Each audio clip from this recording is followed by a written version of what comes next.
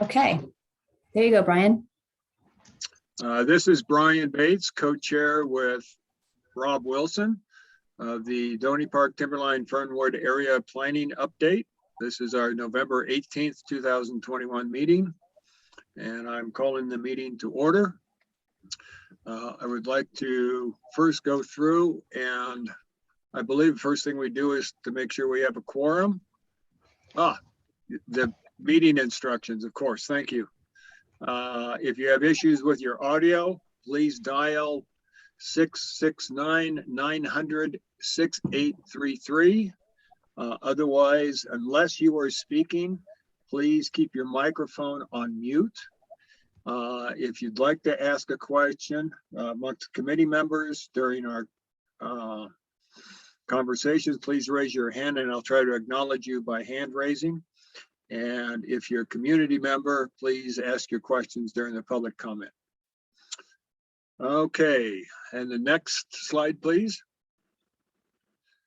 So let me do the, first of all, welcoming everybody. I do want to, at the beginning here, recognize that Supervisor Geronimo Vasquez is with us. Supervisor Vasquez, would you like to share anything with us? Sure. Good evening, everyone. Thank you for attending. I always appreciate your diligence and your participation. That's what's going to make this a quality area plan for our community. I just wanted to highlight something that we received just in the last couple of weeks. Last week, we hosted the U.S. Forest Service chief and took him to the museum flood area, took him to Schultz, and took him through the damaged areas in Sunnyside and on Paradise. And after doing the tour, he decided and committed $3.5 million to forest watershed restoration, meaning that the work that needs to be done to remove the sediment from any floodwaters coming from the museum burn scar area will now proceed, which is a key first step for the flood mitigation efforts of the city of Flagstaff. The other good news is that yesterday, we were approved an additional $3.5 million that can be used on private property, which means it can be used to help support the city of Flagstaff with their infrastructure needs. So really exciting stuff. We, in the last week, received $7 million for flood mitigation, half of it on forest and half of it off forest on private lands. In addition to that, they also announced that the forest restoration project, they had been in the phase 2 of going and putting a 20-year contract with a lumber company that could come in and thin the forest. And in July, August, they canceled that RFP and everybody was freaking out about what that was going to mean. While he was here last Tuesday, he committed $54 million to forest thinning and forest restoration in FY22. It's all connected to the infrastructure bill that just passed.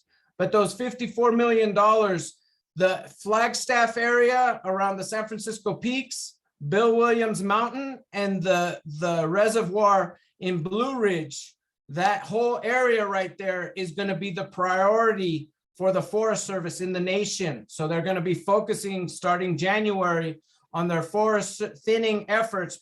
Top priority will be our area. And then what they learn and the partnerships and the way that we do it here, they're going to replicate around the country.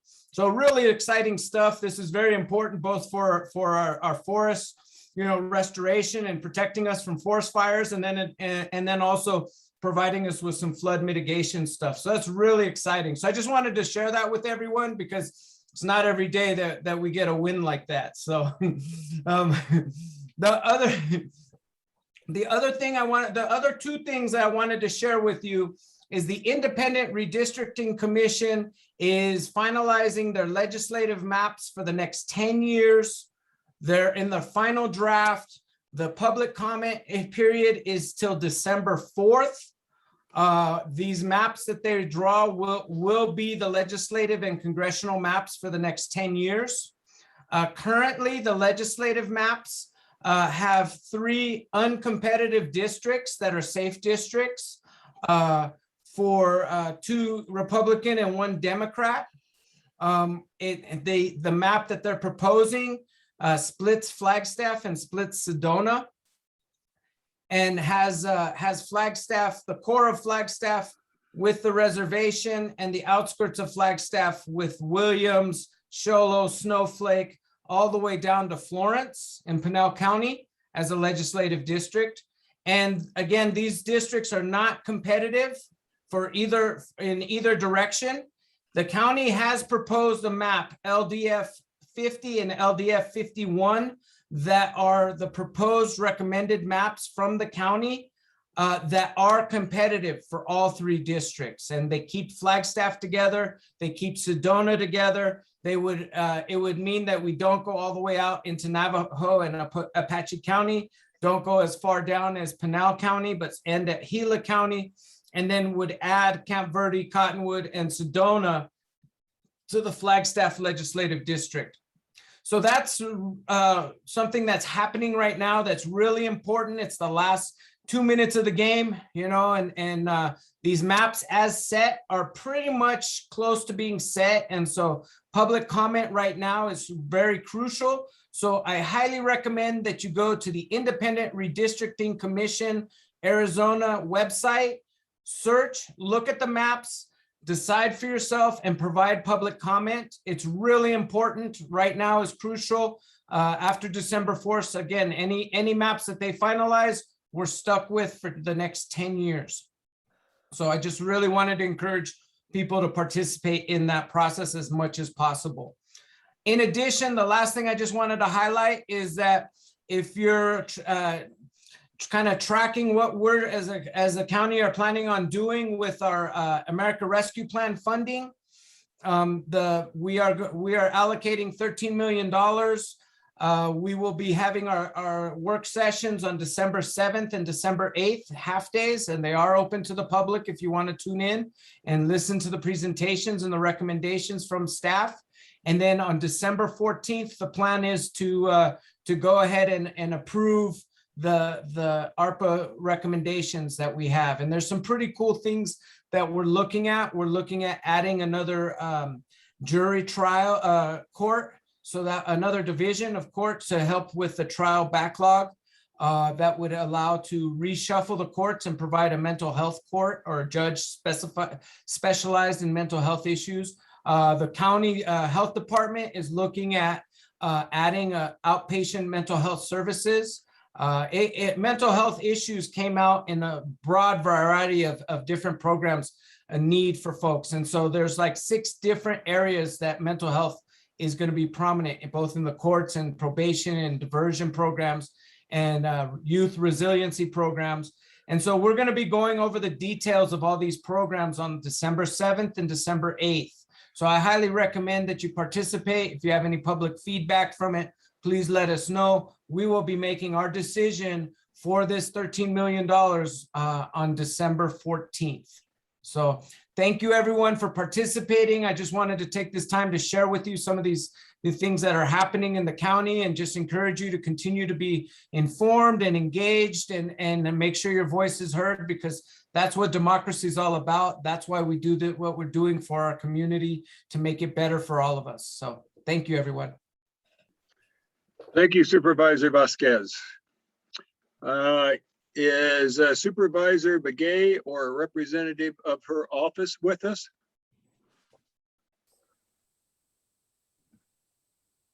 I didn't see anyone, Brian. Okay, thank you. Let's move on then to our committee members introducing themselves. I'll introduce myself first and then just call on you as I see your names come up. I'm Brian Bates. I've lived here in Doney Park for a long time, 40 years almost. And yeah, this is a hell of a good place to live. John Ruggles. Okay, John Ruggles. I am on the Planning and Zoning Commission from District 2. Thank you. Thank you, John. Harriet Young. I don't know if you can hear me. My screen, I have what's called an unstable, unreliable connection. So I'm trying to get my picture back. Harriet Young, Girls Ranch Road area. Harriet, we can both see you and hear you. Thank you. And I can't get through to anything. All right. Dave Browning. Yes, moved here from Seattle area in '06, and my wife and I have enjoyed this very much, and we will continue to enjoy it until we have to move on to something smaller, perhaps. Thank you, Dave. Monica. Hi, I'm Monica, north of Timberline, and been out here as long, like with Brian, forever. Yep, that's true. Evelyn. Evelyn here, and I am in Timberline and representing District 2 in this committee. And I've been in this area for 11 years, but in Flagstaff for 50. Saylor. Okay, I am Sailor. I am clearly on the area plan committee, and I think Doney Park is a magical place, and I'm honored to be on the committee. Thank you. Thank you. Let me go down again. Jim Clifford. Jim Clifford, excuse me, District 4 Planning and Zoning Commissioner. Thank you, Jim. Are there any other committee members that I have not called on? Hearing none. Jessica, would you please read aloud the individuals from the community who have joined us this evening? Certainly, Brian. I've got Barbara Greenlees, Russell Weedman, Doug Meyer, Sheila Walsh, Ken Lorton, Andrea Garrett, and John Paxton. Thank you, Jessica. With that said, do we have any other updates, Melissa?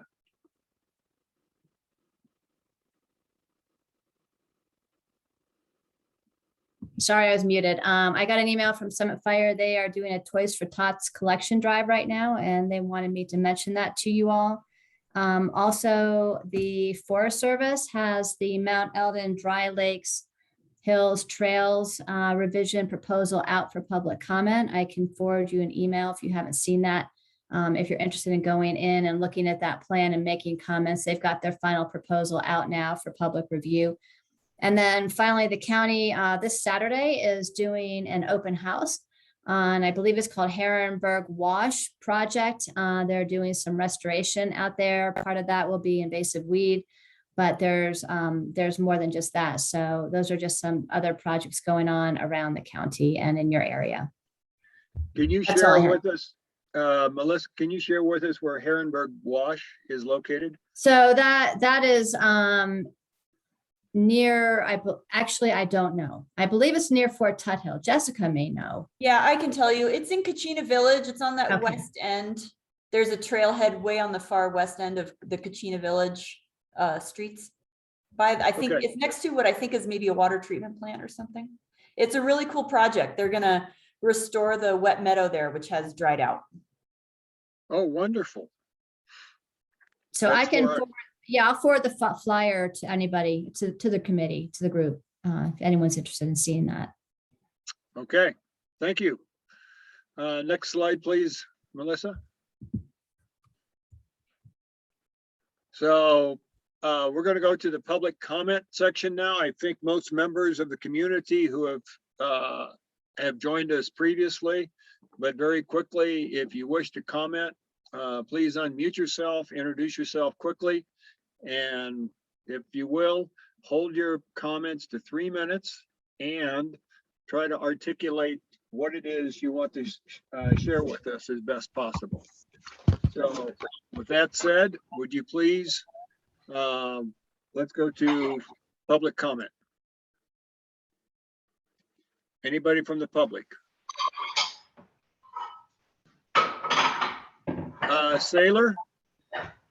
Sailor, would you please mute yourself? Yes, my apologies. Sorry, somebody's making dinner in the kitchen. I'm sorry. Yeah, Brian, this is Russell Weedman. Can you hear me okay? Yes, we can, Russell. Please go ahead.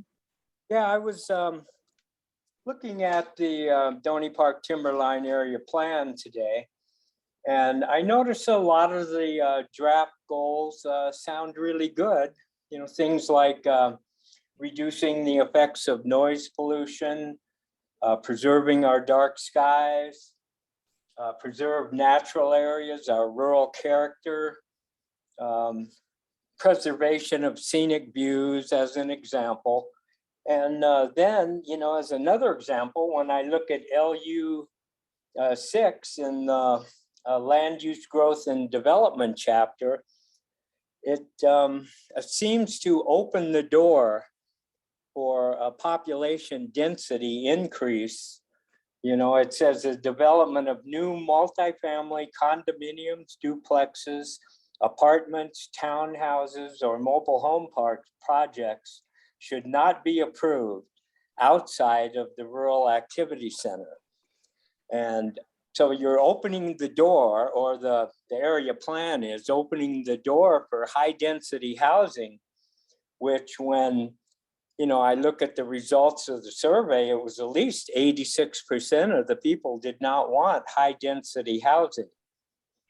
And, it doesn't seem to go along with the goals. How, when you have that type of a population increase, how can you preserve the dark skies as much, or all that other stuff, the more noise pollution? And when I look at the size that those rural activity centers can be, a 5-acre lot on each corner, if you take an intersection with 4 corners on it, you're talking of about almost, I think it's about a quarter of a mile of increased housing density.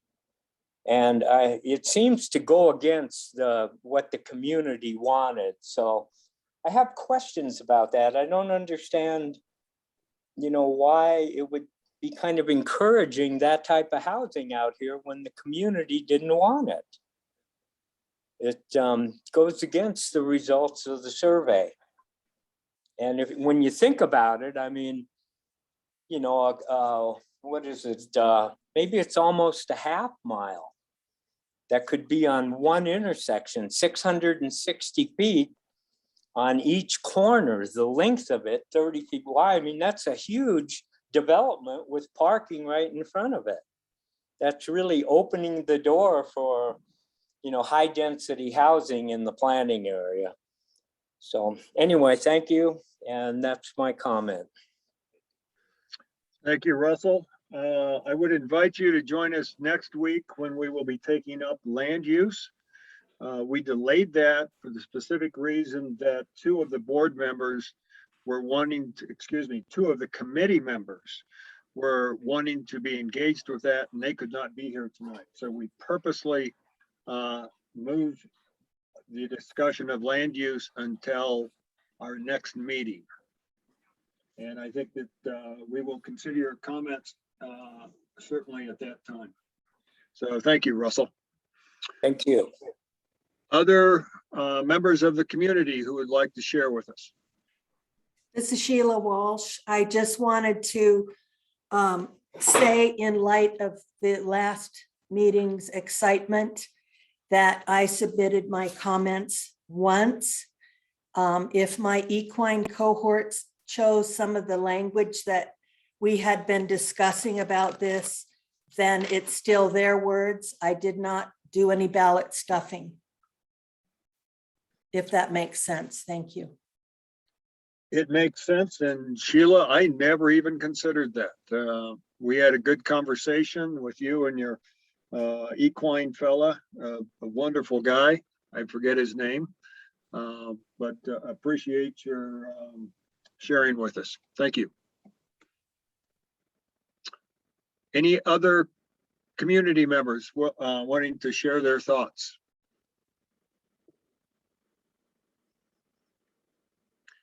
Hearing none, let's move on, please, Melissa. And so the review of the meeting notes from November 4th, 2021. All of the committee members have had a chance to review those notes. Does any committee member have any comment on those notes?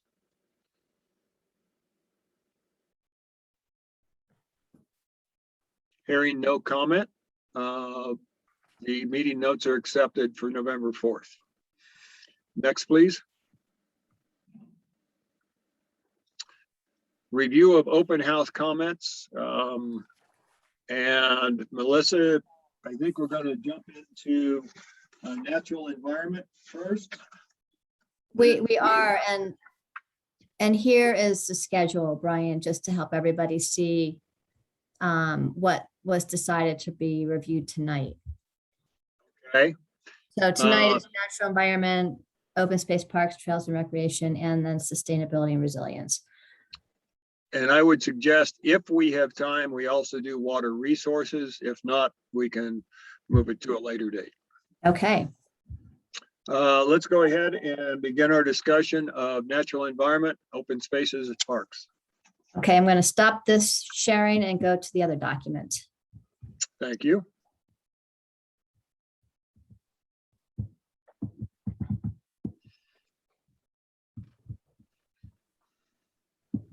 All right, now this is the beginning of the comments from natural environment, parks, trails, and recreation. And then the other document is the bubble document, as we've been calling it, the actual draft goals and policies right from the website showing the location of the comments. And the document here that we're working on is the revised version based on last time's meeting.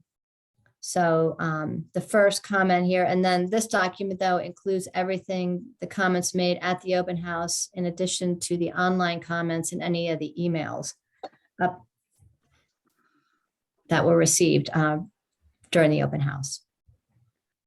So the first comment was on NE, a goal, natural environment goal number 1. And to show what that is, that's water quality goal right there, Brian. Is that large enough to see? If you could make it a bit larger, it would be helpful for me because I'm on my small screen. Okay. Thank you. And I see Evelyn has her hand up. Evelyn, your comment, please. Yeah, I just wanted to see the other tab that shows who made the comment. That's so right here. For instance, we can scroll to the next page and that shows right there. So on this document, I could not remove the comments posted by Ben because it was downloaded from our service. But this other document, you'll see, for instance, that number 76 is not here. Okay. Okay, so this is a document with those redacted. Okay, great. Thank you. You're welcome. Okay, so this comment is suggesting that in NE1, it says protection of existing quality of groundwater resources should be a priority factor, etc. This comment says we should should make it read protection of existing quality and quantity. Right.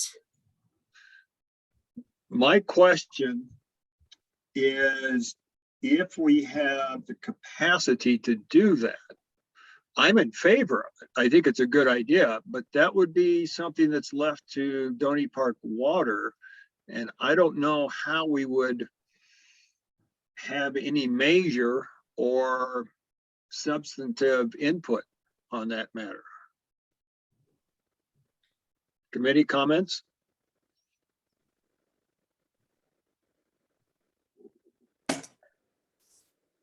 Would you like me to read the goal, Brian? Sure. So the goal that was commented on is water quality of all surface waters and groundwater is protected to preserve or improve existing quality. So that was the water quality. The comment was on NE1. Right, and the comment is on the goal, actually is on the goal, where quality is stated, quantity needs to be included and strictly observed. And I see Evelyn has her hand up. Yeah, it's me again. Yeah, I was reading the previous area plan, and there was a section there that did talk about how the county needs to work with Doney Park Water to let new development and individual builders make them aware of the water quality. And it kind of made it sound like quantity would also be included as far as preservation and what this area is like. And yeah, we can't really dictate what Doney Park Water does, but we could have it as some sort of something in the area plan that quantity is also an important thing to consider. There are some policies in the water resources chapter that relate to quantity. We can look at those if you'd like right now. If they're already Does- there, fine, but I'm just, I was just Yeah. thinking, what I read was somebody, well, it was already in the plan of 2000. I agree with Melissa that it is in water resources and wastewater treatment.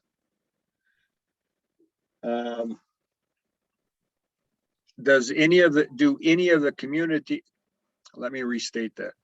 Do any of the committee members want to go to water resources at this point, or shall we stay? Do you want to stay with the natural environment? I personally would support and long-term water quality, because it's not quantity, long-term quantity, because it's not just how much is there, but what's the amount that's going to be available for generations into the future. I'm in agreement with you, Brian. This is Sailor. Thank you, Sailor. Other committee comments? Does Doney Park still have a limit? Did we ask them? Do they still have a limit on the number of meters that they give out? When Richard was chairman of the board, they had a limitation. And I don't know if it's been expanded or not, but that was the quantity control. And it was exercised by the board of the Doney Park Water Corporation or co-op, I'm sorry. And it was in-house is what I gathered, is because they set their own limit of meters, but I don't know if that's been maintained, if that limitation's still in place. But there was an internal control. John Ruggles? Yeah, things are a little different now because at the Board of Supervisors meeting where the Walnut Creek Meadows subdivision was discussed, the question came up about how many more meters could Doney Park Water set with the given supply that they believe they have right now. And I believe the answer was an astounding 6,000. Because the question came up when the development was discussed. Well, how much can Doney Park supply? And the question was about, well, can they supply this subdivision? And that was the answer. When they did the presentation to us, they stated that they didn't have any big restrictions. 20 years ago, they said they were unsure, but since then they've done new wells. I don't know how they figure the water will go on unchecked because the water table keeps dropping and all that, but the presentation for this committee, they were not concerned. Do you Right. remember that? Yes, And that's that accurate. is most likely why they made the statement at the Board of Supervisors meeting very recently about how many meters they could support. And now keep in mind, that's residential use.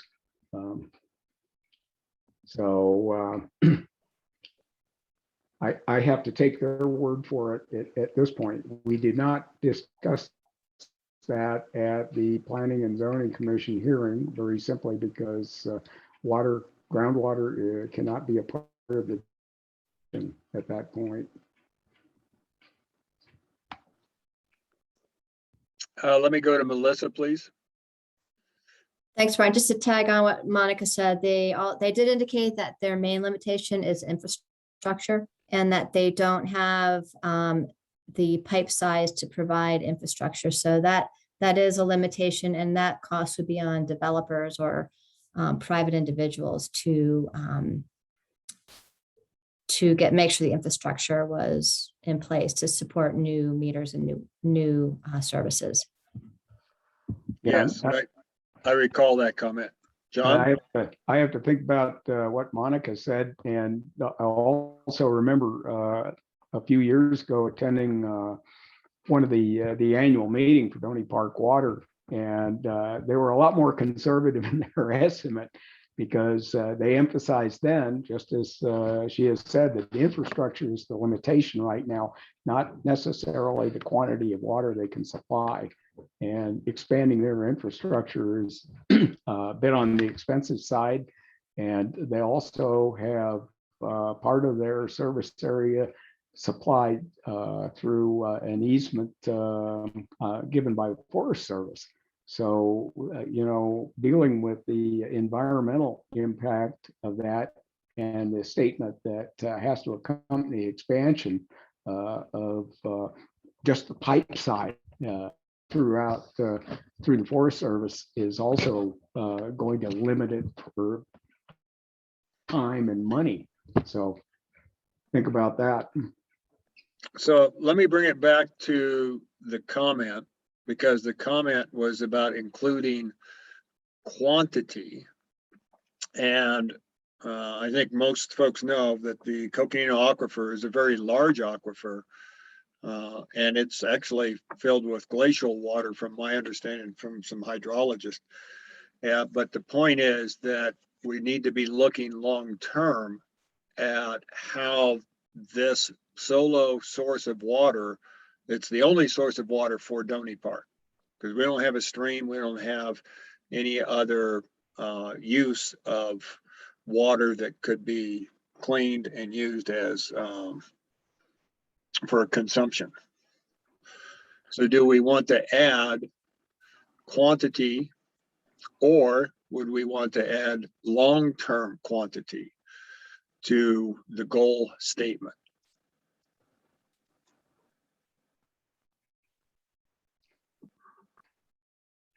I'd say it can't hurt.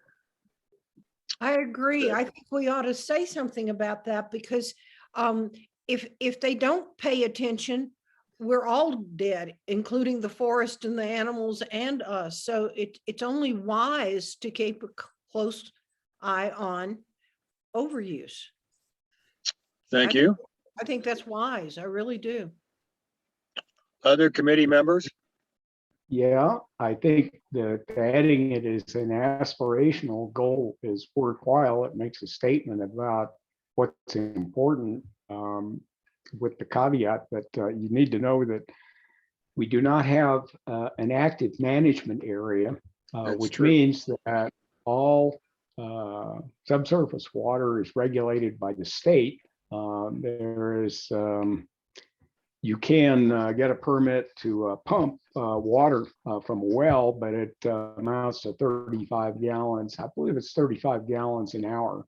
This came up with another case we had recently. Okay. Thank you, John.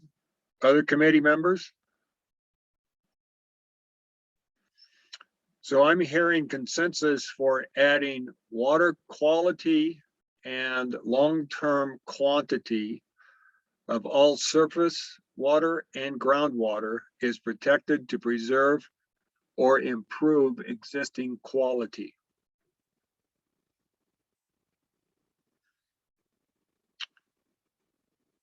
Anybody disagree with that addition?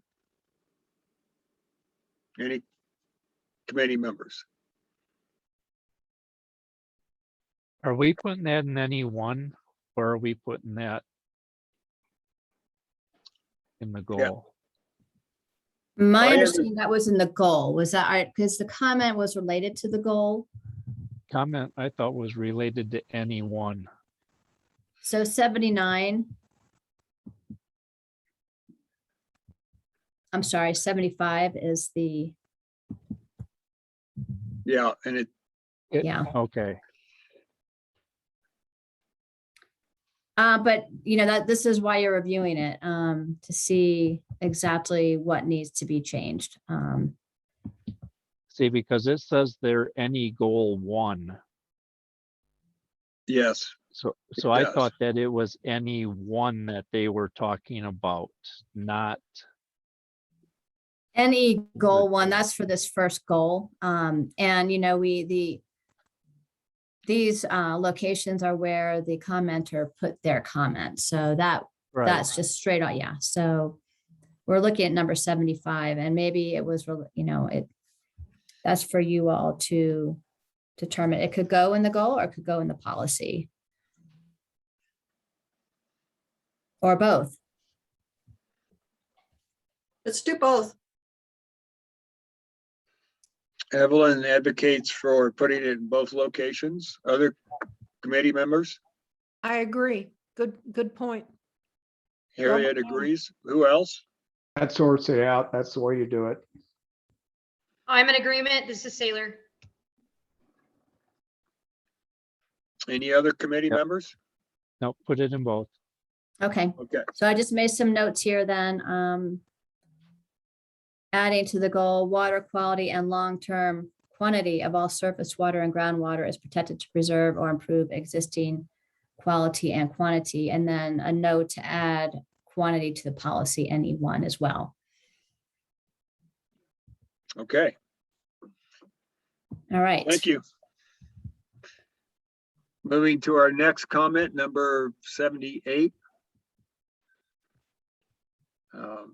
Can we read the goal first? Yes. So 78 is right here. National Forest issue goal. Ecosystem health is improved and the risk of catastrophic wildfire is reduced through active forest management. And the comment is perhaps add reference to partnering with the Forest Service to plan proactively for and to respond appropriately to any post-fire disturbances and sediment flows / flooding risks.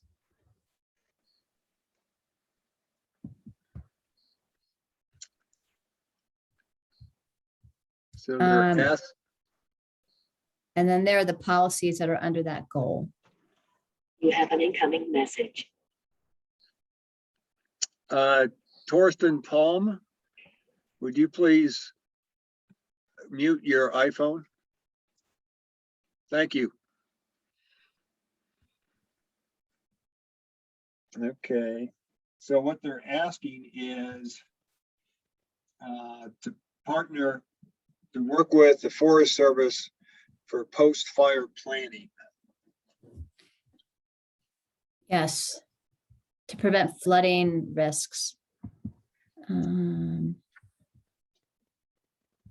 That is, I had that under NE2. Did I misread it? so the comment 78 was placed near this goal. Okay. Because it's national forest issues. So we, you know, Okay. we jumped down a little bit. We'll go back up in a minute, but it's just an order of the number. Okay. And then what I did, I scrolled down under that goal are 2 policies that speak to the Forest Service. And the first policy is the Forest Service in conjunction with the county should implement measures to improve forest health and reduce the threat of wildfires adjacent to residential areas. And then the second one is the Forest Service is requested to prohibit dispersed camping and fires. So the number NE5 speaks to working with the county to implement measures to improve forest health. It doesn't get specific about post-fire disturbance and sediment flows flooding risk, although it seems implied there.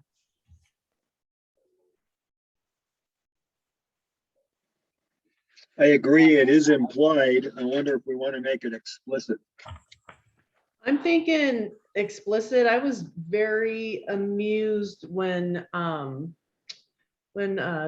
Supervisor Vasquez said that they have money for private residences, because after our fire here, there wasn't money for private residences. If something was private, the county bejangled on out of here, you know, and so I think we should mention the flooding part. I'm so happy that the people in the museum fire are gonna have some funds available. I just think that's wonderful. Hey, I just wanted to jump in, Monica. I'm really sorry that you didn't get any help. We got a lot of help, private help on our property, rebuilding some stuff in our driveway and berms and whatnot. You got like we got the barriers put back here and then got the barriers taken away, but you know, every time they drove on the road, it was a private road and they were out of here. And I understand it. I'm not bitching or complaining. And as a neighborhood out here, we helped each other. You know, it's just a long road. I'm just saying this, I think we've learned, and the museum fire people are benefiting, and that's great. I'm sorry, Sailor, maybe I cut you off. Oh, no, not at all. Sorry. It very well could have been because we were at a place where it was probably the worst place to be with 2 washes. But yeah, they came and rebuilt our driveways and whatnot, and maybe that help wasn't spread equally. I just wanted to say that they were very helpful to us, and I'm really sorry to hear that you didn't get that assistance. So let me cut in here, because I think we both have empathy for Monica. I know she went through hell with that. And coming back to our task, let's see, where is it? Add partnering with the Forest Service in post-fire planning. I think that that's a good objective. And planning and effects, Brian? No, planning for post-fire, the effects of a fire after it's occurred.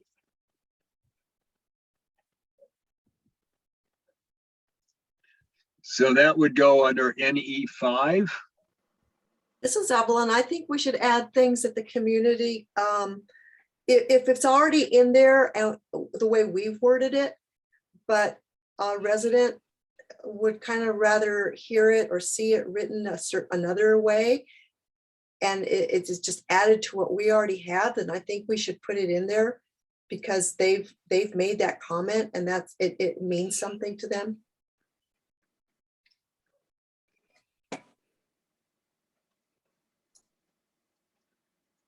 Well, 25 could be expanded or a separate policy added to. I'm thinking a separate policy as I read that. I think they're 2 different items. So take this, plan for post-fire disturbance and flooding risks, which it sounds like there's going to be some opportunity with some of the new infrastructure funds coming along. In fact, I think you could just copy that, partnering, go from partnering through the end of the sentence. Did that make sense? As a new policy, Brian? Yes. Okay, so we're adding.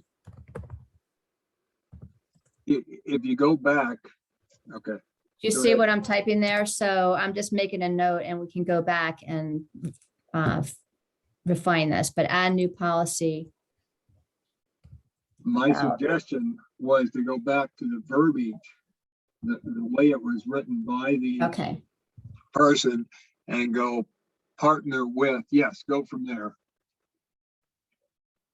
Okay, just take the whole thing is what you're saying. Yes. And then we can, all right, we need to massage it later, we can do that. Oh, I will just add this in to the end. If it will let me. Okay, we'll do this. Okay.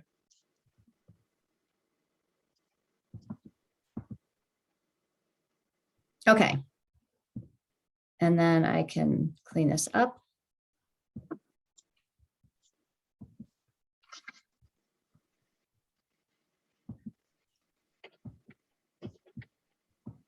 Okay, all right. that was comment 78. Okay, let's go to the next comment, please. That's number 83, and that was related to number NE 16, which is under a goal that says conflicts among users of national forest lands is minimized to ensure public safety and preservation of adjacent neighborhood tranquility.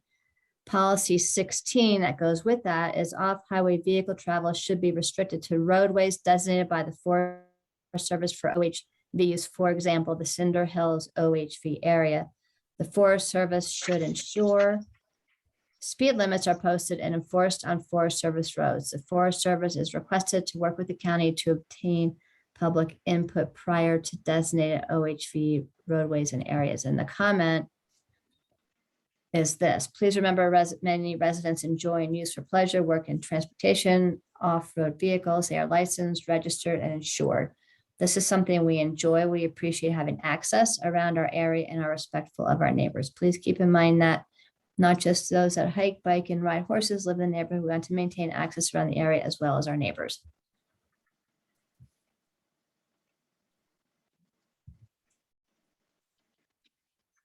Does the comment, does NE 16 as currently written support what the individual is requesting that we remember?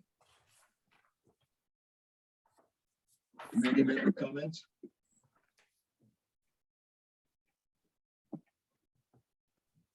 Melissa, can you go back to our Yeah. document, please?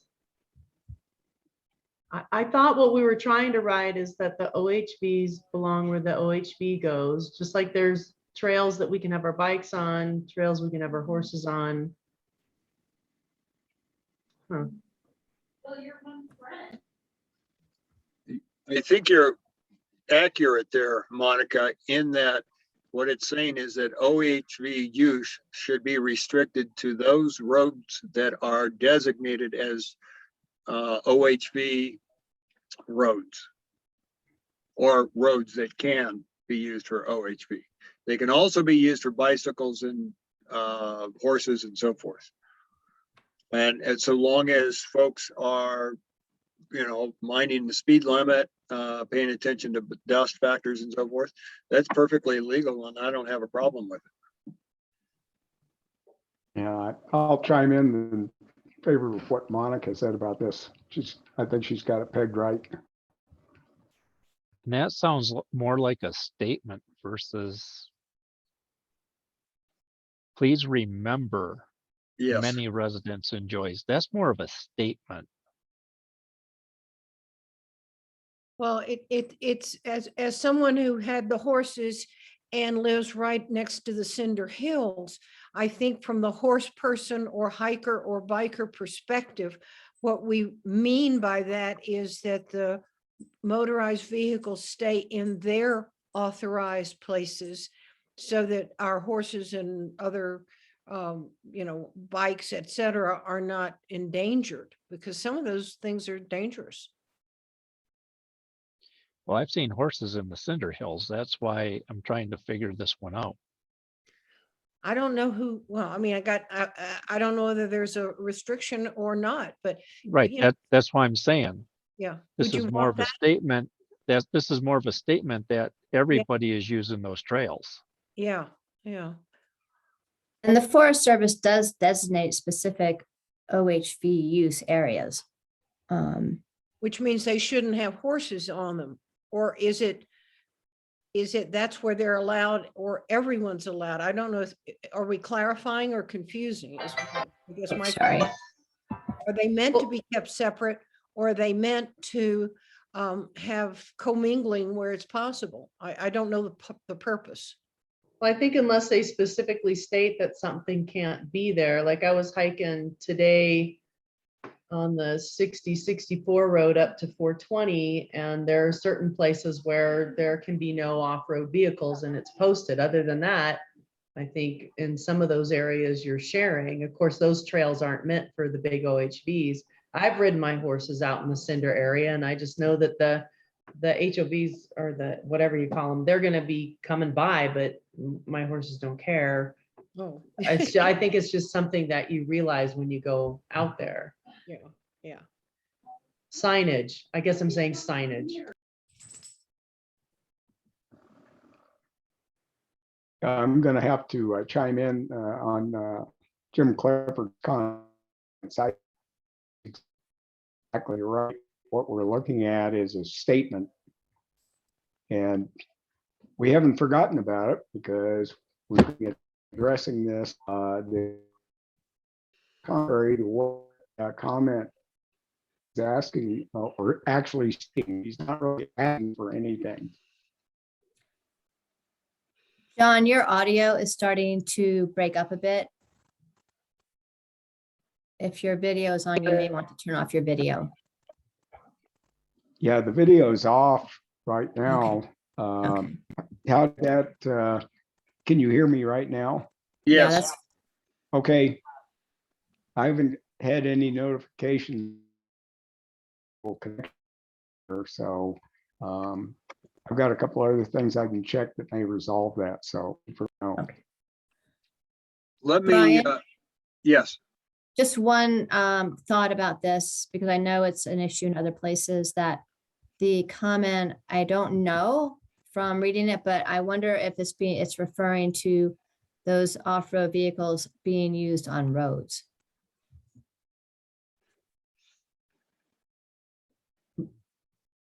This policy is specific to Forest Service public land. Right. You have And a I- point there, Melissa, I- since they stated we're licensed and all that, maybe for some reason they thought that this meant that it would restrict them being able to drive into work in one, but it Right. wouldn't. Now, if they're licensed and registered, they can drive them on Right, roads. yeah. And they're saying, please keep in mind that, you know, they're using it and others are. What I would like to see, Melissa, is if you scroll down to NE 16, now you go to the, because Monica brought up a good point about signage. The Forest Service should, now let's go, should ensure, let's see what the continuation of that sentence is. Should ensure speed limits are posted, there's the signage, and enforced by Forest Service and enforced on Forest Service roads.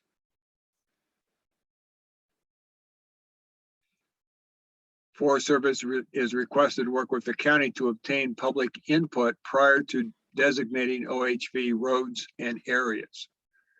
I think that comment covers the concerns of the individual. They're asking that we be clear that, you know, they have as much right to use those roads as do bicycles, hikers, or equestrians. Which I believe is a true statement. So I don't see any need for editing our statement. I will ask for comment from the rest of the committee. This is Evelyn. I'm just wondering if the rule exists right now that these HOVs all have to be licensed and registered.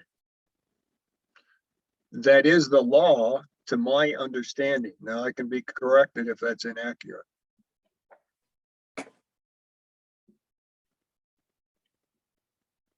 Okay, I was just wondering. Yeah, I believe that that's the law. Does anybody know differently? Don't we have a member of the sheriff's department in the public audience? who John may be able to Paxton. answer? Yeah, John, could you answer that question? Yeah, could you say it again? The question is whether or not the law states that all off-road vehicles must be registered, licensed for them to be used. If a vehicle is driven on a public thoroughfare or a Forest Service road that is maintained, it has to have the OHV. And that is That's probably more of a question for like a game and fish, but yes, they have to be tagged unless it's driven on private property. Or I should say, if it's not on private property, it has to have an OHV tag. Thank you, Deputy Paxton. Does that answer? Not deputy, but thank you though. Okay, thank you, sir. Jim, does that clarify it? Yes, it does. One more caveat to that is if it is ridden on a road, it also has to have a motorcycle type plate endorsement, from what I understand from when I was with the Highway Patrol. And they also have to have DOT rated tires. So there's a lot more to it that people don't know about exactly what it takes to put in off-road or a four-wheeler or a utility vehicle, something like that on the road. There's a lot more to it than just getting the OHV sticker to use it off-road. To run it on the road, you have to go through a few more hoops. Brian. So, go ahead, Melissa. Brian, could I? Sorry, go ahead. Yeah. If I could comment on that road, yeah, Jim is correct. So there is the off-road and then the public roads. But if you're on the Forest Service road, you have to have the OHV tag. If you're on a public road and driving it, there's things that come into play there that have to do with, like, if it's over 50 cc's, you have to have it licensed and registered. You have to have insurance. It has to be considered an actual, like a driving vehicle where you have to have a driver's license. And then on Forest Service roads, if you're going to operate it on a Forest Service road that is maintained, you have to be of age at the same time, have a driver's license. The vehicle has to be insured. So this is something that has to be really looked at when you're operating these vehicles on these roads. John Paxton, what happens if, how do I want to ask this? If the road is not maintained by the Forest Service? So and that's a good question. There are certain roads that are not maintained, and they have it has to do with the marker that is on the road. Then that is okay to operate a vehicle on that. So when we're out in the Cinder Hills, and we were there this, I want to say 4th of July weekend, if you operate this vehicle off to the shoulders, off to the side of this road, when we talk about like a 12 or 13-year-old operating a UTV or a golf cart, something to that effect, you're okay. Once you come onto that road, you have to meet those qualifications. Okay. And Brian, I just wanted to mention, and I can send this around, there is a brochure called OHV Laws and Places to Ride.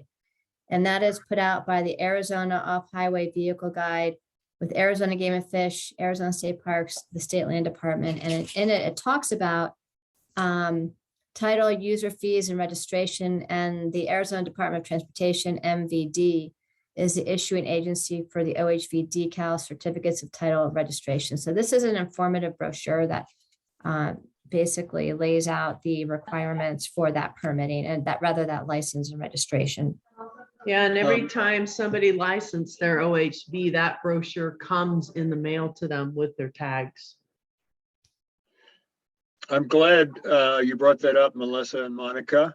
I'm wondering if we should make reference to that within this policy, that the operator of the OHV is responsible to be in compliance with, well, maybe with the laws or with that brochure. I'm not sure how to say it. Do we need to reference it in that booklet that you both spoke of?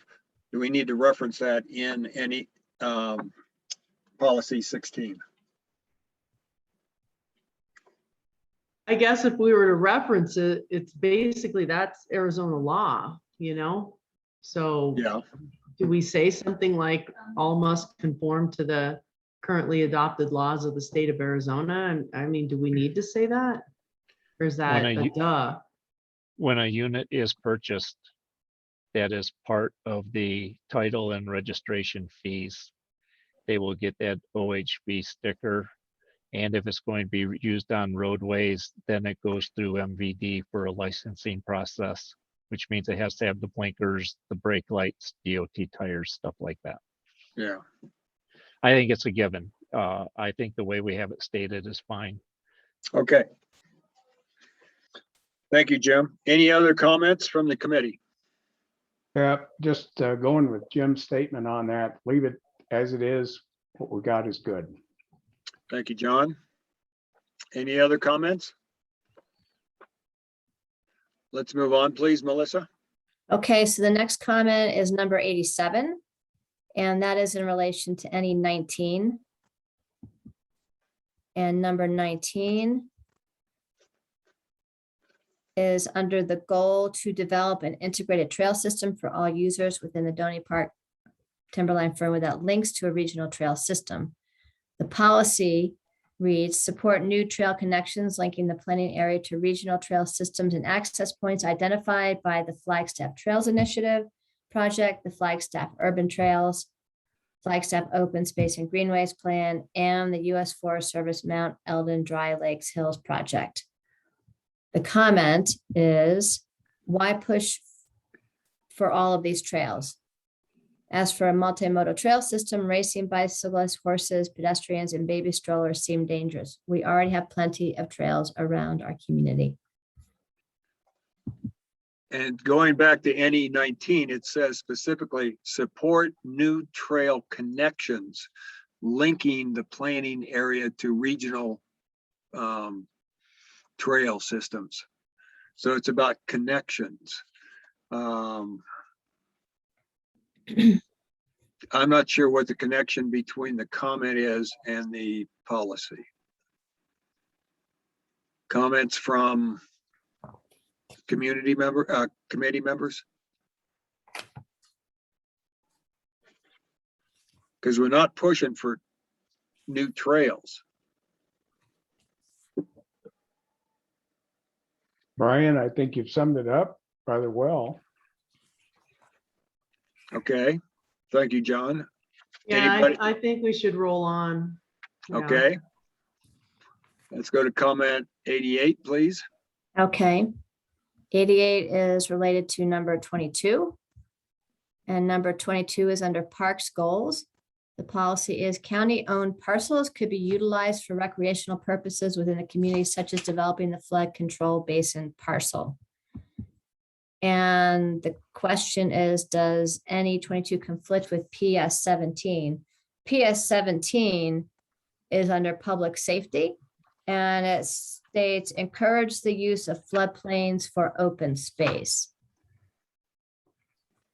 So number PS Public Safety 17 says encourage the use of floodplains for open space. And this says the current NE 22 says county-owned parcels could be utilized for recreational purposes within the community. So it's, when I read it, I don't see that there is a conflict between PS, whatever it was, PS 17 and NE 22. But Brian, it does say, NE 22 does say such as developing the flood control basin parcel, which means like it has been talked about before, making the corner of 89 and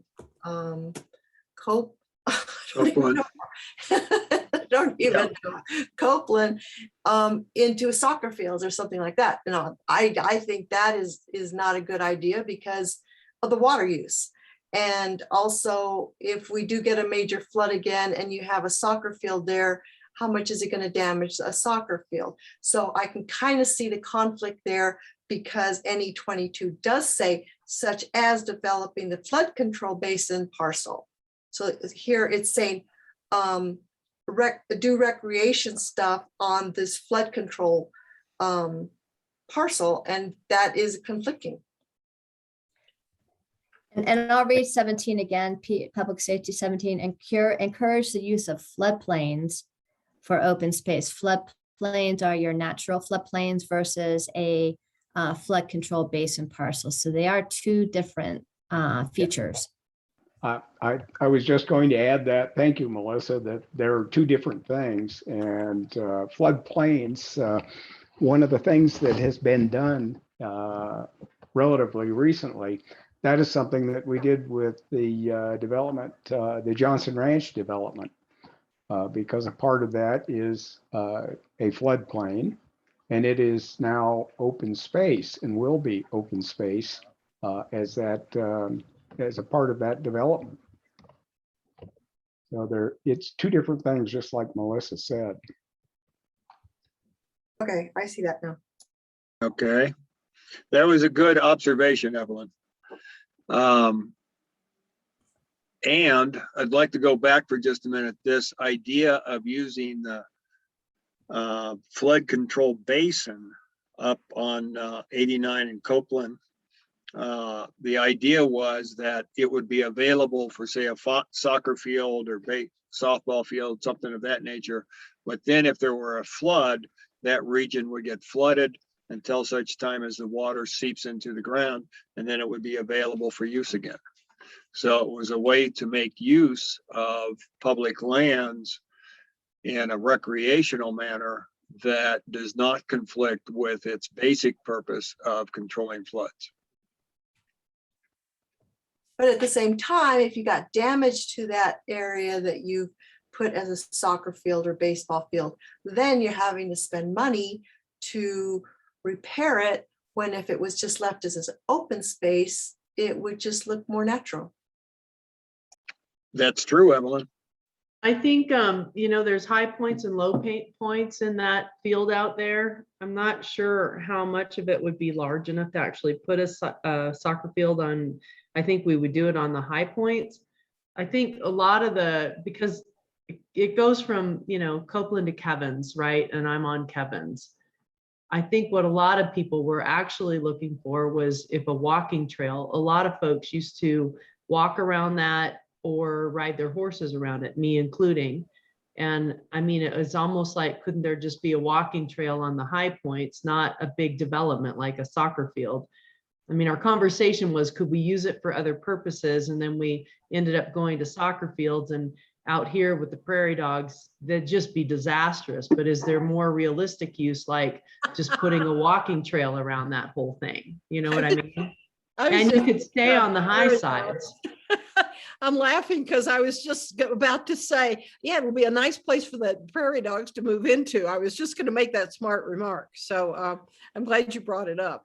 Well, and when I was on the Parks and Rec Commission, I mean, we did Peaks View Park, and we knew we had to build it with the AstroTurf and all the layers of rock and all the metal to keep the prairie dogs, from coming in there. That's the only kind of field we could build out here that would survive. So maybe the realistic view is just a walking trail, like we put in at Peaks View, only on the high sides, not something huge and industrious, like a soccer field. I agree with Monica. So how then do you suggest modifying policy NE 22, Monica? Well, it seems like people are going a little bit, their concerns maybe are coming in because we're talking about recreational purposes and it's so expansive. But a walking trail is a recreational purposes. Do we need to narrow this to something like adding the word utilize for appropriate recreational purposes? Would that give us enough wiggle room that maybe the community would be okay with it? Because honestly, I don't feel a soccer field is appropriate for that area. And my comment to that is that the word appropriate is different to different people. So Yeah, you're right. You're right. my suggestion would be, so long as such development does not damage the intended use of the flood control basin. Right. And do we need to add or create a financial difficulty? I don't really want to go there because that takes a lot of other stuff out, but I like what you said, Brian. I do. Okay. Yeah. So it would be such as developing the flood control basin in a manner that does not diminish the primary use for the basin, of the basin. Somebody send a memo to the groundhogs. We're coming. Brian, the other thought could be you could specify passive recreation for that parcel. That's a good point. Did you say passive? Passive recreation, which would be Look more at along the lines that. of What a walking word. trails. Yeah, yeah. That means I can go put my tent there and camp, right? That means I'm gonna go riding by really early in the morning and make a lot of noise. I wouldn't doubt it, Monica. You'd always love to harass me.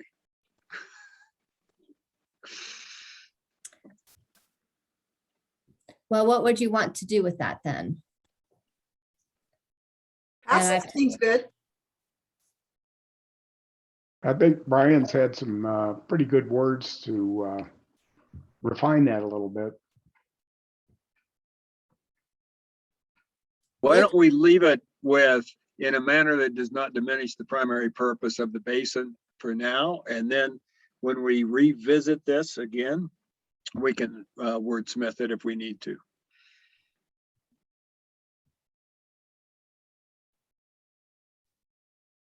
Are we taking public comments on this right now? Not that I know of. I think Do we have? I see something in the chat, apparently. Oh, okay. And there's a suggestion to add and does not adversely affect dark sky goals. That's a comment from Doug Meyer. Mhm. Okay. Yeah, I'd really support that one. Yeah, definitely. I agree. Maybe he was figuring that if you put a soccer field in there, then people would want lights on it. And yeah, we're not going there for sure. I agree with you, Monica.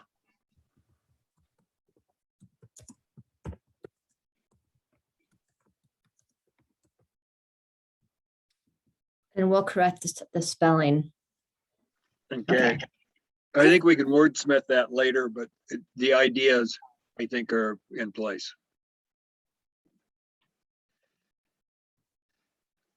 Okay, are you ready to move to the next? Yes, would it be question 89 or comment 89? Yes. And that's back to policy 19 above regarding new trail connections linking the planning area with the regional trail system.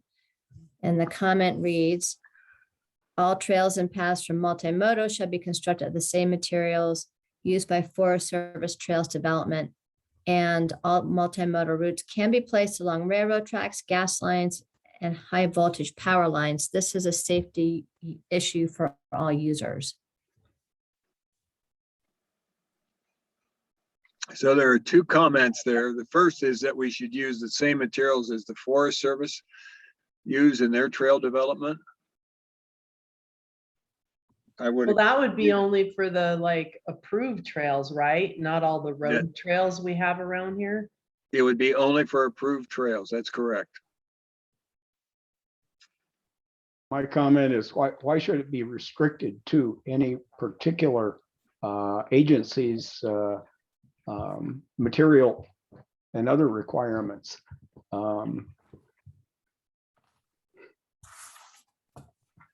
You know, the city of Flagstaff has their own, the state of Arizona has, well, some very nebulous requirements for this. A lot of other agencies have their own ideas about how trails should be constructed. Brian, You want to I'm be able sorry. to choose the best of the best. Go And ahead, Brian, Melissa. if I could clarify, in your transportation section, and transportation policy number 16, it says the county should develop trail standards and a classification system for use throughout the county until such trail standards are available. Current best practices such as Forest Service design standards should be referenced to inform trail design. So again, that's in your transportation section. There you go. That's what I'm trying to get at. Yeah, so I think that that first comment is covered by the transportation comment that you just read, Melissa. And just for reference, it's TC 16. Do you want to add to our policy, see also TC 16? So we will do that cross-referencing in the final document. Yeah, that's, and I'm going to add that right now. And I can do that here, back here.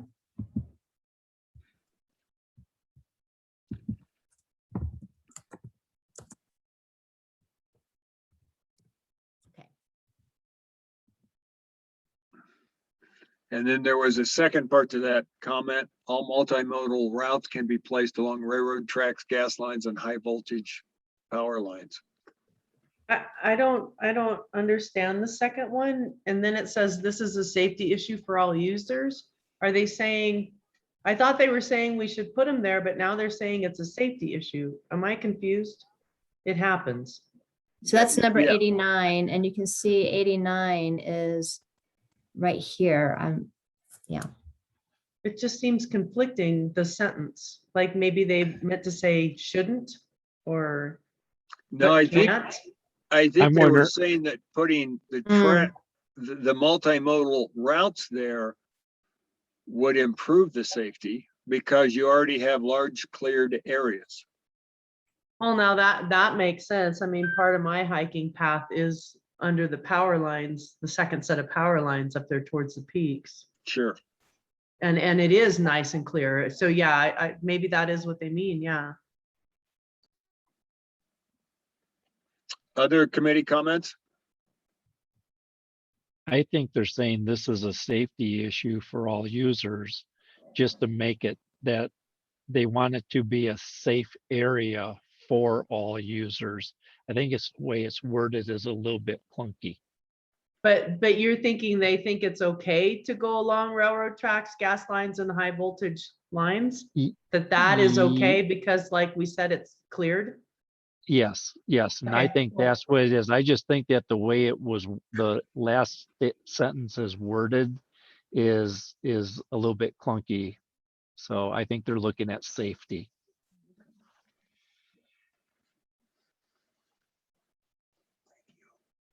But I don't see that in, if you go back to NE 19, it does not say we're just connecting to the existing trail points. And what they are looking at is new trails should be in those areas. I think that would be referenced in our multimodal section. I agree with you, Jim. Because we're just talking about the connector links to the different trails that we already have in place in 19.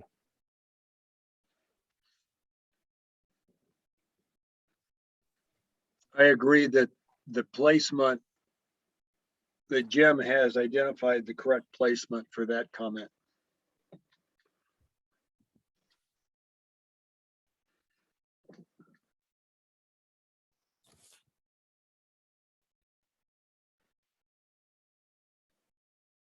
Because they even state in there, all multimodal routes can be placed along railroad tracks, gas lines, and high voltage power lines. High voltage power lines, not tower lines. But they even stated they're multimodal routes.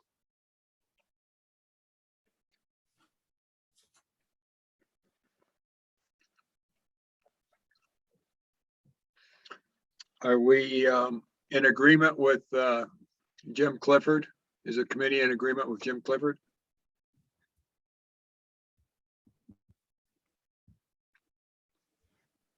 Yeah. Hearing no comments, Melissa, if you would make a note to put that. However, Jim Clifford said it would be better than what I was going to say. So if you would make the note where we should place that. Jim, if you could clarify again, I Okay, was go looking. back there. Okay. Yeah. Go back to the statement, please. Okay. Okay, And if I could that- just clarify, yeah, the multimodal trails and transit map, we've identified the current trails as well as suggested trails from these different, very specific projects. right. Yeah. Because any 19 is our connectors to existing trails. Mm-hmm. Their statement is new trails. And that would be in the multimodal area, not the natural environment parks, trails and recreation, because they even stated multimodal. So we need to go back into multimodal and see. And that's what- in your transportation section. Right. And in that, there are a number of policies that address transit and trails planning and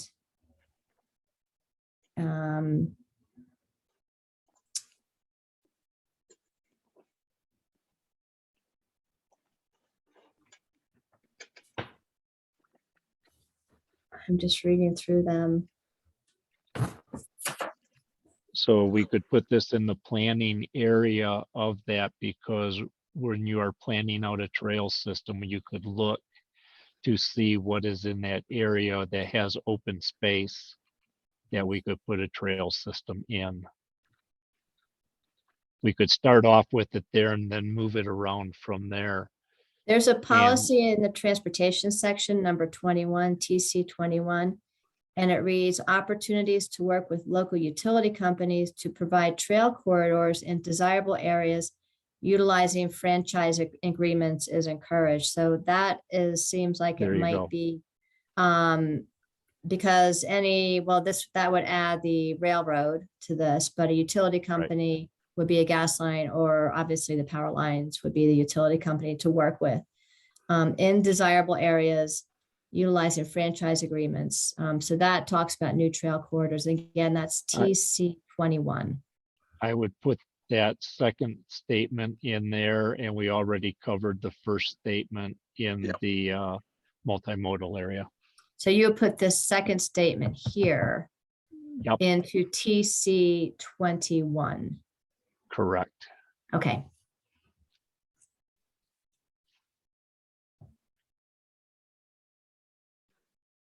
My mind does still remember stuff. All right. I'm just gonna make a note here. Back on here.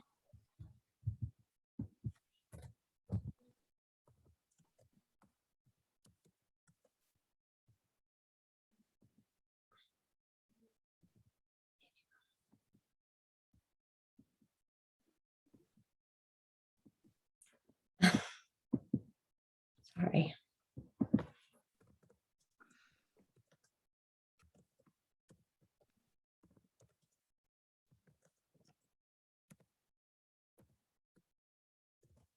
Okay. That's the reminder there to go back to TC 21 to add that comment. Okay. Thank you, Yeah, Melissa. I think that will take care of it. Yeah. Okay. So Let's Brian, move on. Go ahead. so the next one is comment number 91. It was Hey, relation Brian, to, can I interrupt? We're coming up on 6:30. You want to take a I'm- little break? I was just looking at the clock. I was going to suggest that as soon as we got done with this one. Okay. Go ahead, Melissa.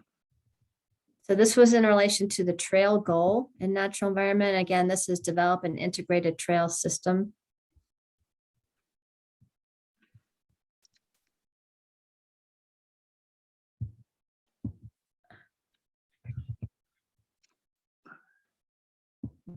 Sorry, let me find it.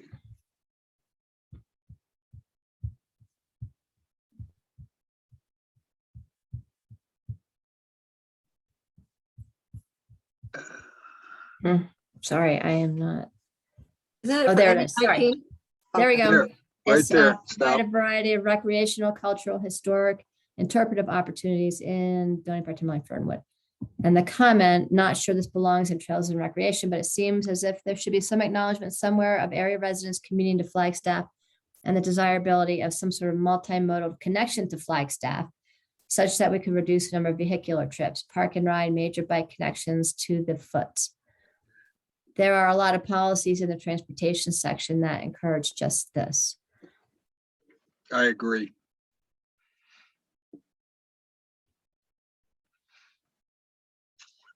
Okay. So, keeping with what Jim just suggested, I was looking at the clock also. It is 6:30. Does the committee want to take a 7-minute break? Sure. 7. Yes, because I like 7 minutes. Lucky number 7. It's Yeah. prime. I'm in there. Let's go. You're prime. Yeah, right. Yes, Whatever please. Okay. Yes, please, sir. Thank you. All righty. We'll see you all in 7 minutes. Melissa, are you still there? Yes, I'm here. I'm here. Okay, I have a question. We've done community character. We've gone through that already, right? Right. Okay. Russell had a suggestion for CC 16 or 6. And I was just wondering if we looked at it. We haven't looked at, his comment came in after this was all put together. So that's something that we'll need to go back to. You guys can decide if you want to go back now or wait till we run through these in order. Okay. Yeah, because his comment, this document includes emails, but I had already put this together before I got the comment. Yeah, because I liked his, I liked all the comments that he made.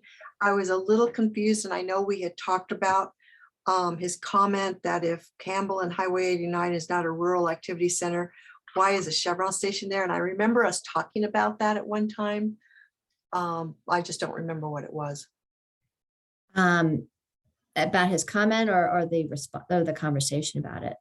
Well, why if it was not a rural activity center, why is a Chevron station there? I have the answer to that. Yay. I Okay. started in Flagstaff, and it was because it went to the Board of Supervisors to change the zoning so that they could build that Chevron. There was a huge fight out here over their change in the zoning regulation, giving them a variance to build that. And it was a gargantuan fight. It was a gargantuan fight. And if you recall, Tom Chapin was defeated by Deb Hill. That is my claim to fame. Anyhow, she defeated him on that issue alone. Yeah, and Paul Babbitt came up to me and he's like, so Monica, now you're going to have 3 convenience stores closer to you than I do, and I live in the city. Right. Goody. Yes, no. Paul, yeah, Paul made quite a few statements there. They're dear friends. I've now buried that hatchet, but oh no, I mean he was dumbfounded. It was actually a supportive comment. He was just like, this is crazy. Yeah. And well, it's all for the tourist industry. That's what we have to worry about, is that we're just seen as a commercial treasure house for the commercial people. Yeah, you're right. It was totally sold on, well, this is Highway 89 and people are coming into town and they need to get fuel. So we need to have this here, and y'all need a convenience store. And it's like, no, we don't. It Well, was, I'm gonna yeah, say you're this. right. It was They, crazy. they do carry ice cream and beer. I've got to tell you, those the So two. you're happy Those- about that. The staples. I get it. It's the staples. It's the ice cream and staples for beer. Harriet. That's But right. you know, Beer- when beer you, and ice cream, depending on the Yeah. order. Yes. I don't know if you guys drive a diesel, but I do. And then when you get diesel fuel there, you have to, the price that's listed on the sign, you have to actually go inside and say, I want the diesel discount. And you have to fill out a quick little thing, and then you get like 8 cents per gallon back. So when I fill my huge truck, right, 36 gallons, by golly, I go in there. But a lot of people don't know about it. So they're just No. pocketing that 8 cents a gallon, because what they say on the sign is different than what the pump reads. And Wow. if you're non-commercial, you can go in and get the diesel discount. Oh, boy. Well, let's make sure that the county tax attorneys know that they're. Well, paying- I think they can do it legally, don't you think? Because it's commercial versus non-commercial, right? Yeah, yeah. Okay, Yeah. so in that, if you guys were in on the zone change and variance and all that, so how were the residents pretty much against it in that immediate area? Yeah, Mad as hell. absolutely. And I'm so glad then they do, they kept it, the what you call family kept it for what, a couple, I don't know, a few years, and now it's been sold to another group. I think Hallam had it, I can't remember how long. And then it got sold, and I think it's been sold again, and it just is crazy. So what year did that happen? Really? Okay. Sanity wise, let me think. Oh, Deb Hill. Everything's a blur, Yeah, me know. too. you know. Well, I'm just, the reason I'm kind of wondering if it was a zone change and everybody around there did not want it, is kind of falling into the whole idea of developers can come in and basically run us over and do whatever they want. I think it was the Hallam family, quite frankly. I think they pulled some strings. They're a strong family in the Yeah, city. so that's what I'm kind of concerned about as far as our residential, the high density and all this. If certain people can come in and pull strings, and developers are really good at that, then we do have to be kind of careful, because if how we have the residents, the land use, because if they can come in and just do it in a place where all the residents said no and they still did it. Evelyn, do you pay really close attention to who you vote for county supervisor and for your legislature? I try to, yes, and I'm so upset. I'm a political scientist, Evelyn. This is. Oh, I my know. work. And I know. listen to me, we have got to start being better voters. That's your first protection, is make sure everybody knows how to vote. I really try to be careful, and I try to figure out where they're at. And I feel like I just did the biggest mistake by voting for somebody this time that has turned their back on us. And there's always another election. That's all. well, I know, and that's how I see it, as it's like, man, I just can't believe that this person is doing what they're doing at the Senate and screwing us over, and not just us, the whole nation. But I'm just thinking, if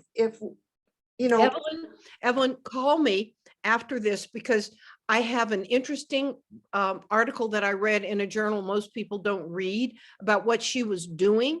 She was forcing them not to rely on income taxes, and they ended up taking that advice, and they're now using Elizabeth Warren's plans for how to raise the revenue to pay for all of it. And she moved them away from income taxes and toward something called a wealth tax, which of course we know who's going to object to that. But it may have been something designed to move them away from taxing people more and taxing corporations more rather than people. Now, if she's that good, that's news. I don't know that, but it was a theory that was what they had planned, is that she would take the heat, which she did, but she got them to move, and they now are considering wealth taxes to pay for all the infrastructure instead of raising taxes on income. You and I pay taxes because we get income. the wealthy don't get income, they get interest. Right. Okay, So- done. I'll shut up. Thank Okay, you, we're back. Harriet. We'll shut up and now. Evelyn. Hey, And our 7-ups our 7 minutes are up. So is Melissa, are you with us? I'm here. Okay. Let's We're go on- ahead and We're on 92, 92. comment Comment number 92. 92. Now I see we have 2 more comments on 19. What if we try to finish up those 2 comments on 19 and then move on to 90, whatever the next comment is? Okay. So the first comment on 19, comment 92, should the reference TC 18A be TC 18B?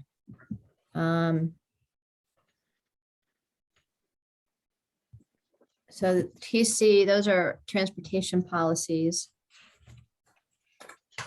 Yeah, so, okay, actually, what they were referring to, and you can't see it because under 19, number 92, it's hovered over the reference back to the transportation policy. That policy was highlighted in yellow because the numbers are changing, and that's just to highlight that we need to make sure that the numbers are correct. So they're right. The reference there, TC 18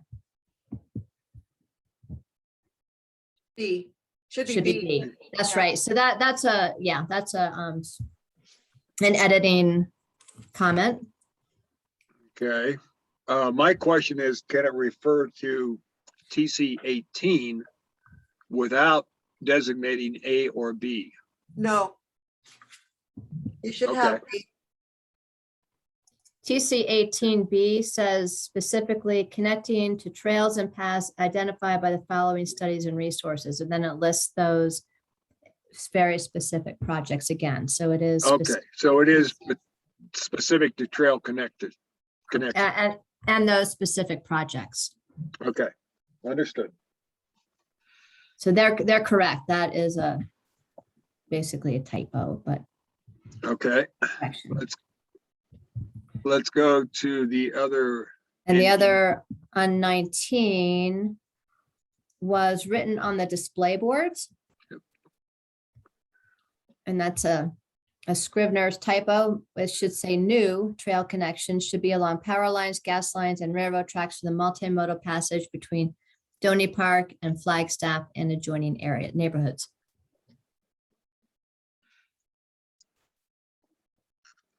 So that relates back to what we talked about earlier, how Yes. there is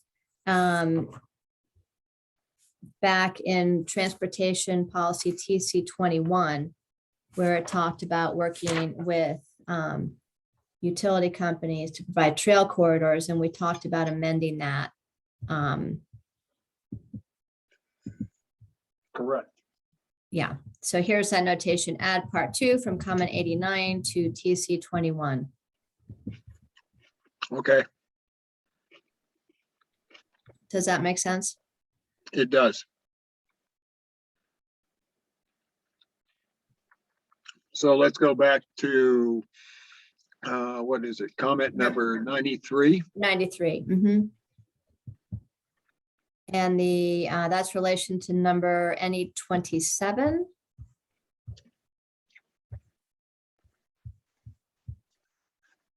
Natural environment number 27 is under the goal of wildlife mitigation corridors and other habitat elements are preserved and special status species are protected. The policy 27, when special status species, and there's a definition there, are identified on properties that are proposed for development, efforts are undertaken to protect those species and their habitat. That's the policy. And the comment says, as something about avoiding the habituation of nuisance wildlife by discouraging artificial feeding sites, e.g. for deer or food garbage accumulation that could attract and concentrate raccoons, bears, etc. I think Game and Fish already says no to that. They do. Monica. Yep. Does the community member who wrote the comment, does that fit within this? And should we say something such as, while also preventing habituation of wildlife due to improperly disposed trash? I think that'd be nice. Or do we need to educate the community to properly dispose trash? Put it in the positive rather than the negative. But don't split the infinitive. I hate it splitting hairs, much less infinitives. Gotta love an English major. Would that be a new policy? Oh my. Well, if you added it on to the end, this might split Harriet's infinitive. Harriet's gonna have to do this one, not my strong point. Because you're talking about protecting those species and their habitat while preventing habituation due to improper trash disposal. Or maybe just leave out improper trash disposal. Well, I'm sure they're trying to get to the point that we have so many folks that don't bag stuff and contain it. Right. Are we, how many battles are we fighting in one statement? Good point, Monica. Maybe it does need to be a second policy. I would ask for more committee input. Let's put in a new statement and see what words we can come up with. Melissa, where do we have this? We had something in one of these about cleaning up, you know, keeping your lots cleaned and not illegal dumping and all that other stuff. That's what I meant about, are we trying to pull too much into this one? I think that there is something under community services. Which let me look real quick. Yeah, so under community services, solid waste and litter. Solid waste and litter is reduced through implementation of formal programs and volunteer efforts. And I'm just reading.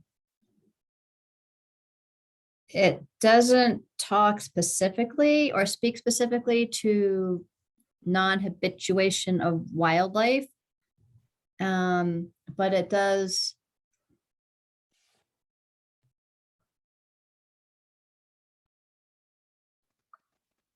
It does have 5 policies in here regarding solid waste and litter. Maximizing recycling efforts, prevent windborne trash and debris, covering trash, landfill, free landfill days, and then, volunteer cleanup days. It doesn't speak to. Well, I think the issue is. So I think the question is, do we want to do another policy here to reinforce, Brian, or do we think we have it covered back there?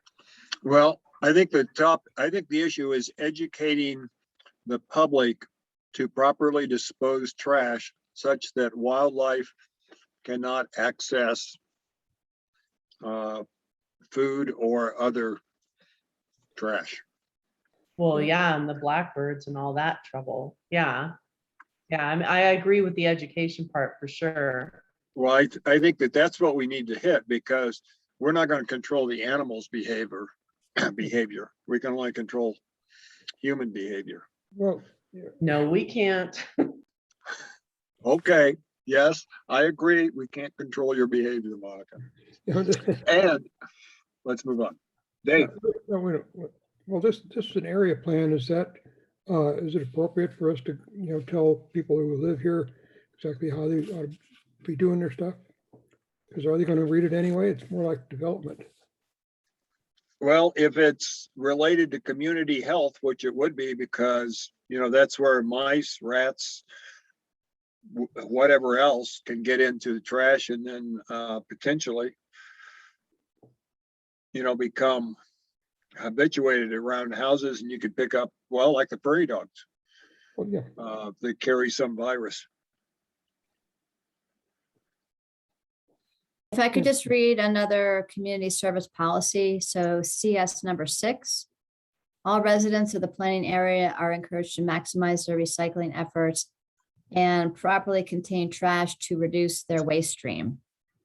I don't know if that starts to touch on this. We can look at that real quick if you like. And you did modify that last time. You added some additional edits to that policy last meeting.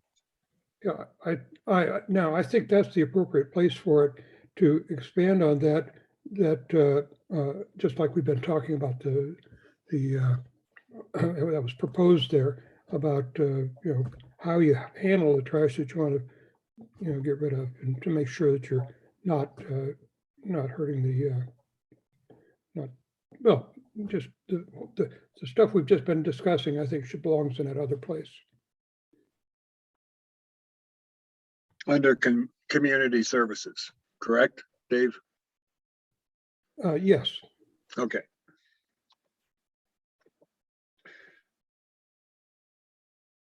Melissa, what if you put it there under community services and with a note that we come back and edit it? Edit the community services goal policy? Yes, to include proper disposal of trash such that animals are not able to get into the trash. Okay, so that will be number CS6. And hold on.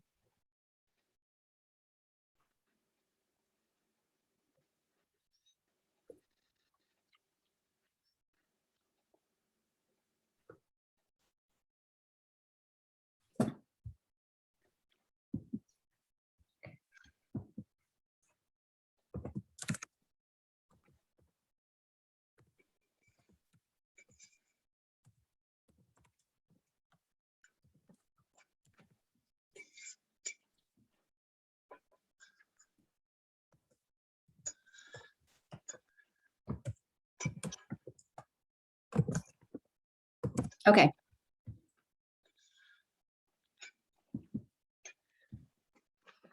Did you want to go to the next comment, Brian?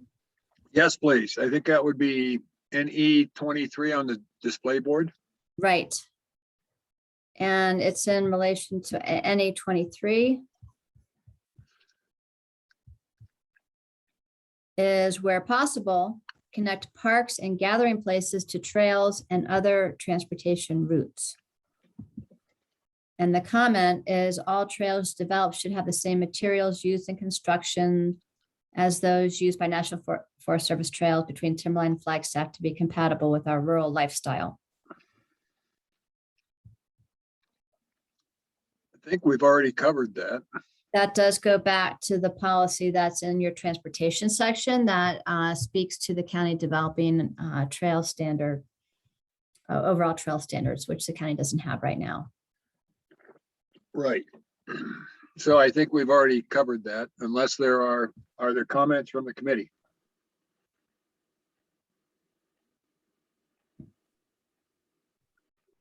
Hearing no comments, let's move on to the next one. Okay. The next one, it was not clear. It was just written on the display board, add water quantity. And I think we've done that with the goal, the original goal. Mm-hmm. So that one's done. And these next three also, it was not, they were just general comments put on the display board. The second one is how is Doney Park water involved in this plan? And then there was some illegible handwriting, something about all members of the co-op. Okay. Not sure what to do with that. Doney Park Water, you all have had a presentation from Doney Park Water. Right. and are considering policies in relation to how they operate.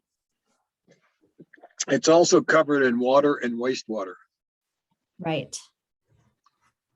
I wonder So if your comment about all members of the co-op were kind of like, is everybody in this whole area involved? But we all know we work through the board of Doney Park Water that we elect the members to. That's correct.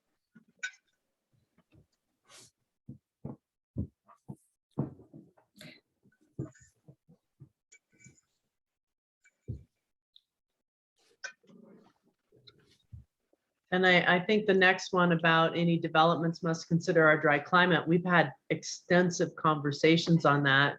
And we've considered DPW's presentation to us over and over again. So I believe we've done due diligence to that comment.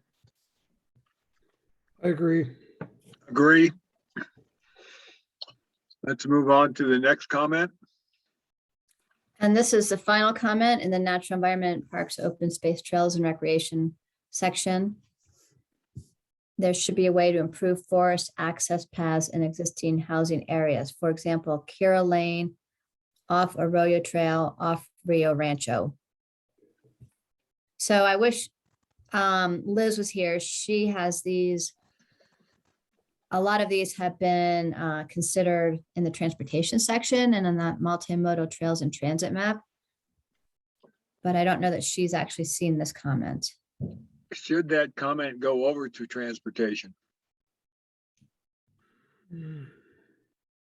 We can make a note to review this comment when you get to transportation. Okay, please do that. But the way this is written, there should be a way to improve forest access paths Hmm.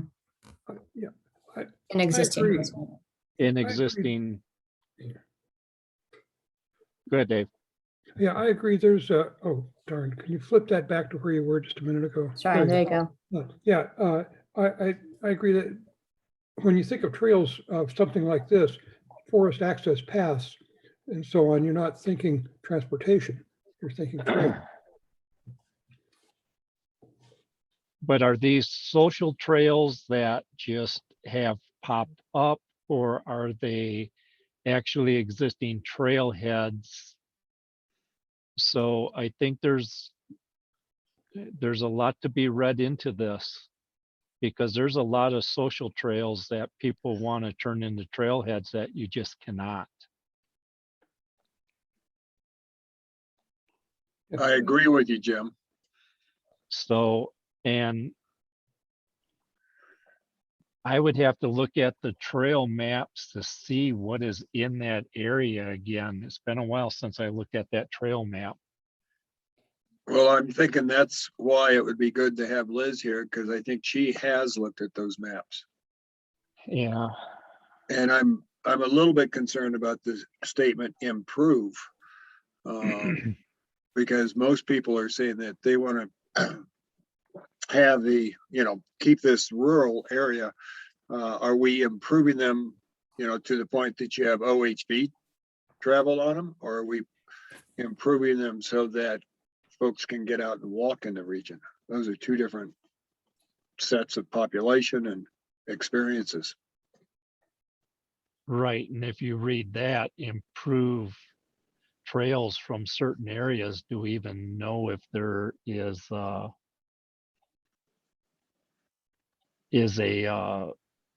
Forest Service trailhead in that area? Right. Is that what they're talking about? That's why I say I want a social trail from my backyard into the forest. Is that what they're saying? And then Can you guys clarify exactly what that area is for me really quick? that Arroyo Trail is off of Rio Rancho Road, which is Townsend, Winona, just north of Mountain View Market. And you're asking if there is an official trailhead there? Right, it's between Slayton Ranch Road and Rio Rancho.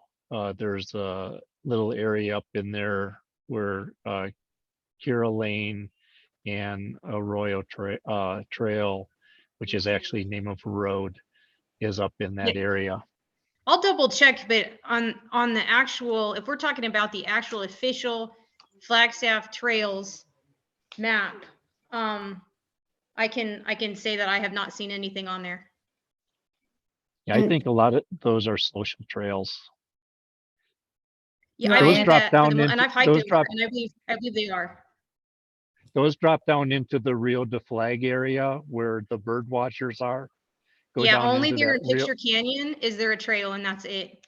Yeah, but this, where I think they are talking is dropping down into that Rio de Flag area, where you can turn off of heading west and drop down into Rio de Flag, where a lot of the bird watchers go down in there. Yeah, I know exactly where you're talking about, and I'm almost 100% sure that there is not an official trailhead there. Brian, if I could maybe just clarify something real quickly. Sure. So there's, if you all recall, and I can pull it up if you would like to see the multimodal trails and transit map that we put together for your plan, which incorporates a lot of the existing trails and then the planned trails from the FTI, from the urban trail system, as well as what the Forest Service is doing. I could pull that map up if that would help. Because that did identify, connections that neighbors wanted based on those other efforts. The other thing that I wanted to mention is, again, in the transportation section under TC 19B, it talks very specifically about in existing situations or for lot splits where access points are desired, encourage developers or property owners to provide easements or other access when their proposed development or existing property blocks such access. Because I know we've had conversations with some of the residents out there where new developments, for instance, Slayton Ranch, did close off access that had been there. And that the new subdivision, didn't necessarily provide the same type of access as had been there before. And I believe that, as Jim was saying, this Kira Lane, this is in that area. But if you like, I could pull that map up for you. Well, my comment is that I think this belongs in the transportation section. I'm not, well, actually, I don't know, because they say path. So, I mean, when you talk about a path, I'm thinking about a footpath or bicycle or horse. I'm not thinking about a road. Because it's an natural environment, parks, trails, and recreation, and what's in there is mostly just foot trails. Yeah. Yeah, there is overlap. This does say forest access paths in existing housing areas. And I think a lot of those are social trails that are going up into the forest. And they are hiking on paths that there's just been so many people up there that it's beat it down into an actual path area that they're walking up into. And even dropping down, like I say, to that Rio de Flag area. Yeah, I think you're right, Jim. It's not clear from the writing. Correct. So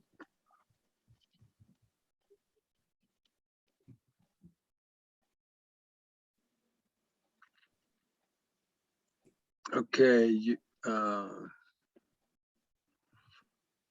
were you going to show us where that Kira Lane is?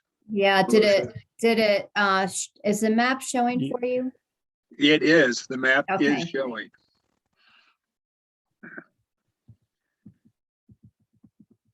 No, you got to go. No, Sorry. no. Yeah, push it up a little bit. Yeah. Got to go so that we can see Towns and Winona Road. Yep, hold on. So I'm in, there we go. Okay, where's Stardust? Oh, so here's Silver Saddle. Right, Here's you're Stardust right here. right. You have to go south further. Yeah. We need to go over to where Mountain View Ranchos is. Sorry. Okay, there's station 31. Stop. Up. Yeah, Right. Mountain View Ranchos is at Lumberjack there. Yep, that's there's Cosnino. You come up. Okay. Wish I had control of your screen. Yeah, I thought it was to the. Pull it the down a left. little bit. Pull it down a little Yeah. bit. There you go. Yeah, Brilliant. See where it says Arroyo? See right there where it says Arroyo, Musket. Yes. Okay, they're not showing all the roads that are up in there, but No, you'll see the Rio de Flag right there. right here. Uh-huh. And what there is there's a lot of social trails. You can Mhm. kind of see the roads up there. They're real light on your map, Mm-hmm. but there's a lot of social trails that go through that entire area. And I'm wondering if that's what they're talking about. Well, this- and is what they're talking about where we already have established neighborhoods and there are the social trails that they want them to become official trails, because we're in a conundrum right there. Yeah. well, I don't think we can take a position on that. Well, I don't think we can advocate for that, because then we would be telling the Forest Service what to do. And I think that would be a Forest Service issue, not a county parks and trails issue. Yep, I agree 'Cause with you, that's Jim. Forest Service property, not county property. Can I show you the legend on this real quick? Yep. Sure. So this is what this map includes. You know, existing features from the multimodal plan, transit routes from NAPTA. And then the FTI is the Flagstaff Trails Initiative recommendations. And then from the, sorry, my cursor is freaking out. From the Mount Eldon Dry Lakes project, this is proposed changes. And then I won't get into this too far because but I just wanted to kind of show you what this was intended to display. You know, various kind of specific projects, but the FTI, the Flagstaff Trails Initiative, you know, they did a lot of community outreach to try to locate additional linkages that were needed. So if these other segments are not showing up. That's correct. Yeah, because for instance, this red is, you know, an FTI identified potential trail. But yeah, you're right. Nothing was showing up from that particular location. And I'm sorry about my cursor messing everything up.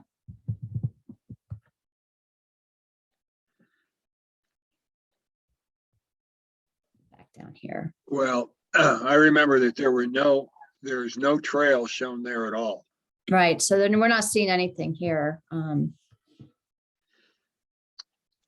taking their comment across the Doney Park, Timberline, Fernwood area, I think it would be more appropriate to have good signage for where forest access is available. Where forest access has been deeded. Maybe that's the way to say it, or whatever the correct terminology is. But that would go back to the Forest Service. We can't put that in our area plan because that's Forest Service property. I agree with you, Jim, but they need to go to the Forest Services and say, hey, what can we do here? We can't go to the Forest Service for them. And that was on a display board, so we don't have the name of the individual that put it up there. Okay. And then I did want to just mention in the transportation section, there's a lot of reference to pointing to future studies that would be important for the area plan and for updates to happen. So for instance, the 2011 multimodal plan is outdated, and there's a policy recommendation to try to update that study. So The point is that there could be opportunities to capture additional ideas like this in other studies that go beyond the scope of what your area plan can do. Okay. Well, I think we're done with natural environment, parks, trails, and recreation, unless there is any other comment from a committee member. Hearing none, can we move on? Wait, it's not none. I have a question. This is Okay. we had talked about signage or something to help reduce the dumping of trash, and people had talked about this earlier, and that there's no way of catching these people that do all this dumping and all this. And I was just kind of wondering where we could possibly put, if we could even put it in our area plan, a sign that indicates that there are video cameras in the area, so that if you do dump, you're going to get caught. Is that something we can put in this? Is it up to us? Is it up to the Forest Service? Is it up to wherever it's going? I just kind of wondered if that's something that could be implemented in our area, because trash dumping is so bad. I agree. We've got horrible messes out here off of Girls Ranch Road back into the Cinder Hills. There are people back there that apparently live there, and there's sanitary, let's put it, sanitary issues with where they live, and people living in cars and trucks, and the sanitary issues are horrible, and no one pays any attention. We've called the Forest Service and nobody does anything. So there should be something to be done about just the sanitary issues involved with people living in the woods. Is that on Forest Service land? Those issues are on Forest Service Yeah, land? it's right. Well, our little slot of land goes straight into the forest, but to our south is the Cinder Hills. And people haul everything but the kitchen sink back there and live for months. But the trash is ugly, ugly, ugly. So if that's a Forest Service land, then it probably should be addressed to the Forest Service then. Well, it should be, we encourage the county to work with the forest. Yes. For sanitary reasons. But yes, but the route that we have to take is to go through the county and Right, have the county approach the Forest Service. right.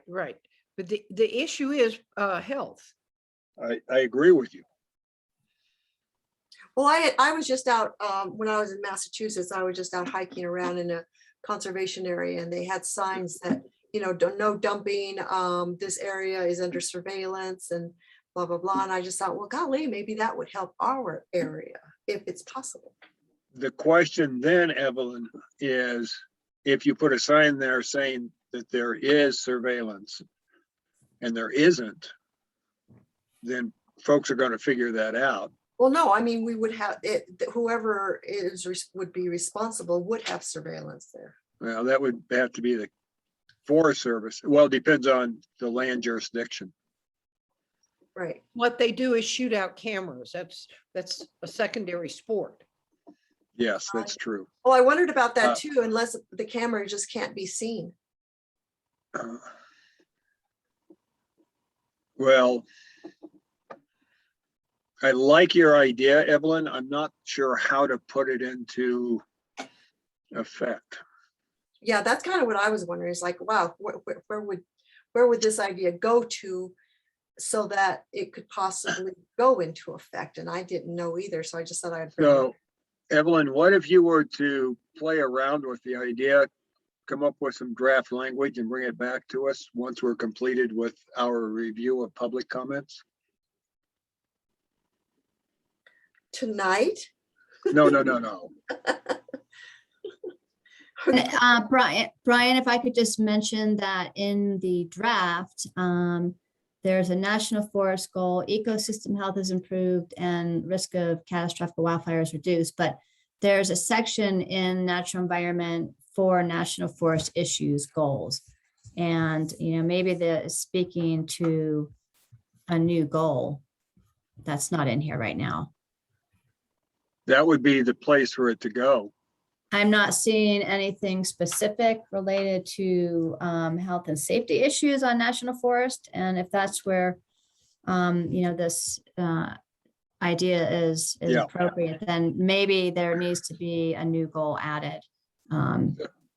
So I'd like to ask Evelyn and Harriet to either cooperatively or independently draft the language that you would like to see put in here, and then we will come to it after we are finished with all of the community comments.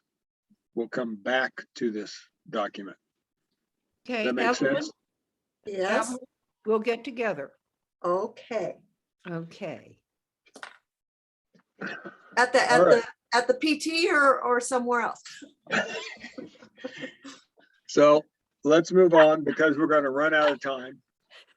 Okay, Let's So, move to. Brian, we talked about sustainability and resilience Yes. comments, right? Yes. Okay, and here they are. They start on right here at the top. Yes. Okay, So the first comment is essentially about the fact that yes, wind and solar can be helpful, but we need to protect them from freezing at some point. The second comment is, what do they say? Wind energy is not efficient. Oh, that's the second comment there. So the first one, I'm not sure. I've got a solar panel myself, and I just go out and take a broom and sweep the snow off of it. Other than that, I don't do anything.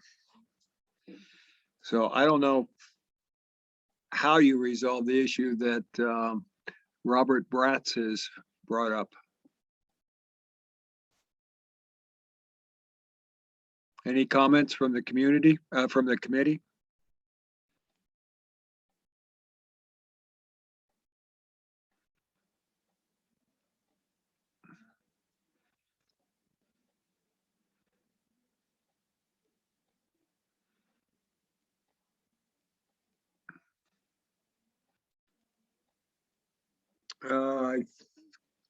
I think you went past it.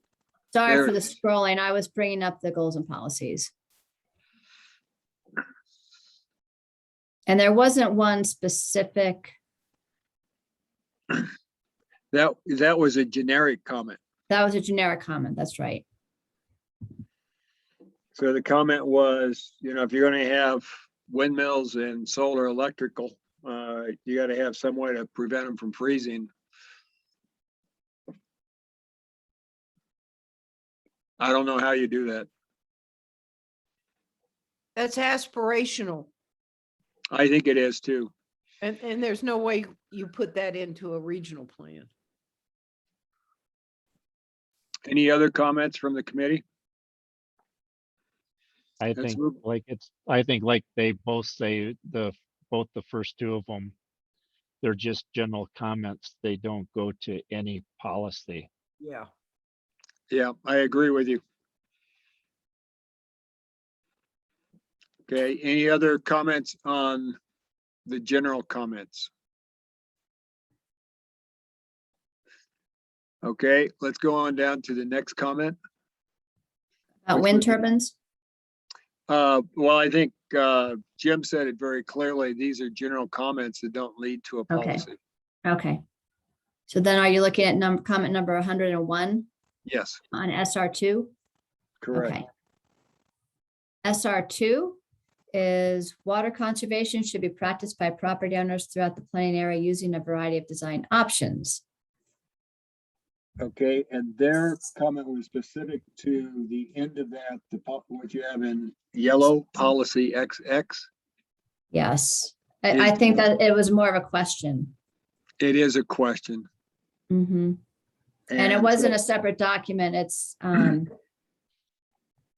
that policy needs to be given a number, but that's again, the cross-referencing that will go back to Right. Water and wastewater. Right. Thank you. Let's go to the next one, which is 102. Mhm. And Go it's ahead, Mel. related to number one. So the SR1 is encourage new and redevelopment projects to voluntarily participate in the county's sustainable building program in order to learn construction and design methods such as solar, wind, and geothermal that integrate energy efficient systems into building design. And the comment is, I think in any new development, it should be mandatory to adhere to sustainable goals, not voluntary. Well, the county's program is voluntary. And we're not going to change that. Okay. Let's go to 102. And that's related to the same policy. This Mhm. is an advisory board. The county will use this document as guideline for decision-making. They cannot enforce anything. So this was a string where one commenter was responding to another commenter. We can look at that if you like. I don't have any need to. Okay. Okay, 103. So SR 103. It's related to SR4C, and they're suggesting add and flooding impacts. So that's preserve topsoil. Go ahead, Melissa. So SR4C and flooding impacts.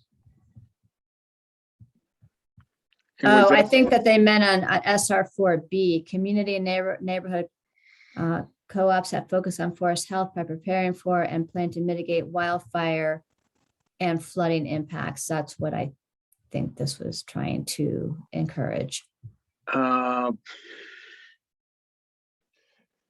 And it's about it SR4? I'm wondering, let's see, was it SR4C? I thought it was initially SR4C, but looking at it, maybe they meant it to be on SR4B. Could be. And flooding effects. To mitigate wildfire impacts and flooding impacts. Yeah, I think that's where it belongs. Yeah.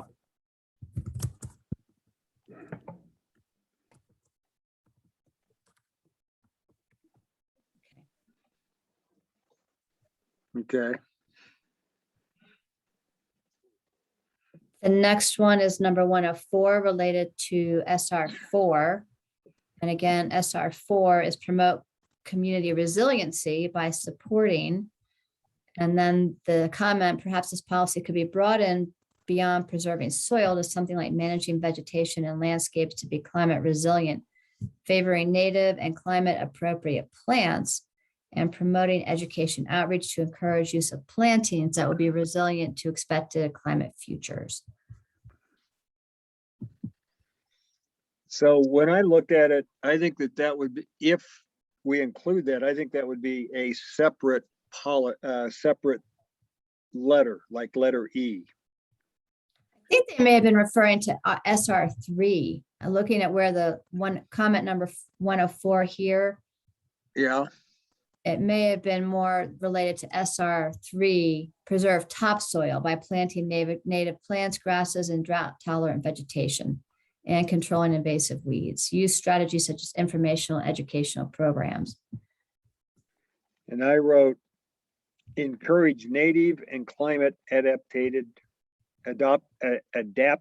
vegetation. Would you add that to SR3? Yes. But it already says preserve topsoil by planting native plants, grasses, and drought tolerant vegetation. So you've actually already covered it. Yeah, I think that they're saying,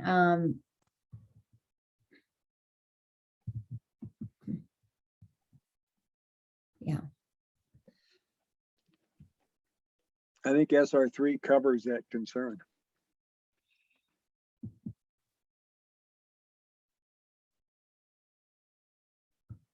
Unless you wanted to add something in there about climate resiliency, but I think that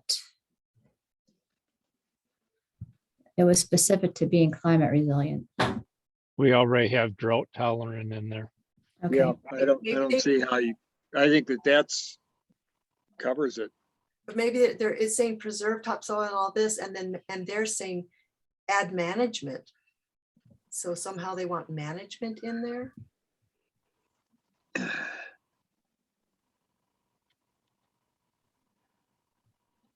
Managing vegetation and landscapes to be climate resilient.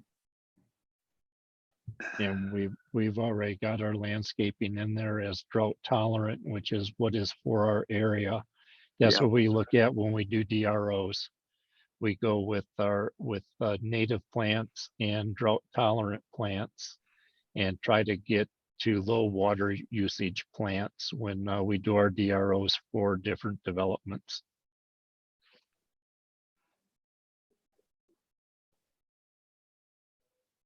I think that's going to be about as good as you can get, Jim. I think it's there. Yeah, I wouldn't change anything with it. I think it covers everything that we cover in our design review overlays when we approve those. We're following this guideline already. Okay, thank you. So I'm a little curious, Melissa, if you could go back to the goals and policies, pretty please. Where we have in there about educational programs for private landowners and stuff like that, and informational. Again, if we go back to the flooding, we have a lot of devastation where we had years of pinto bean and wheat farming that depleted the topsoil, and then you end up with a flood. I wonder if there's any programming we could add to it to build back up the topsoil, because basically in my horse pen, there is none in a sense. Mhm.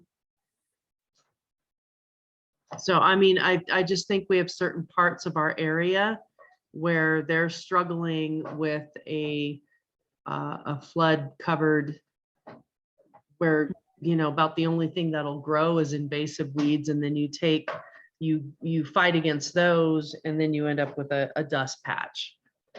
And so I don't know what to say about it. I just wanted to insert the fact that sometimes it just is a fight.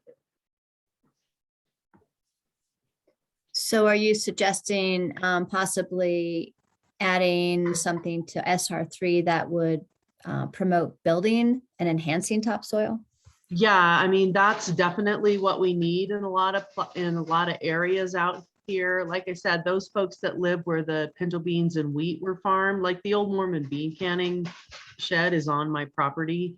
And they farmed the crap out of this area, and it was very depleting.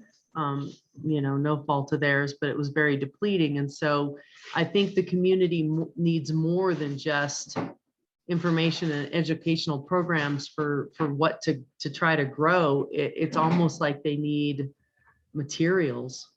But it's not something we can tell the county to do. I'm just trying to give a reality to what does grow and what doesn't grow.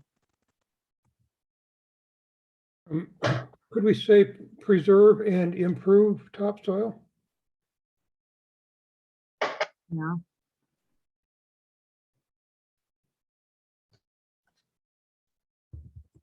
And there are methods to do that. There are different ways to build back soil, but that is a lot of education. Well, you go to Monica's and you get the horse manure. Well, and that's the whole deal. Here I have a whole bunch of horse and cow manure that I've been composting, but on the 7.5 acres that I have, to try to actually get that tilled in before the wind blows it away. I believe in what we're saying here. I'm just saying that the fight is real based on our environment and our drought and our winds. I agree with you, Monica. And that's just it. If you bring topsoil in to put on top of that area and till it in until you get some kind of vegetation growing in it, the next windstorm's going to blow it into your neighbor's yard. Right, exactly. Because it's That's not why- like with Doney Park water, you can hose it down. And then if I go haul it from the standpipe of the reclaimed water, you know, there's another thing. Let's get back to our working on the document. I agree. I just wanted to make sure I inserted the fight there. Oh, you did. language helps, so we would add after preserve, improve and enhance topsoil by planting, etc. Would that help? It doesn't hurt. Yeah, I agree. We put it in.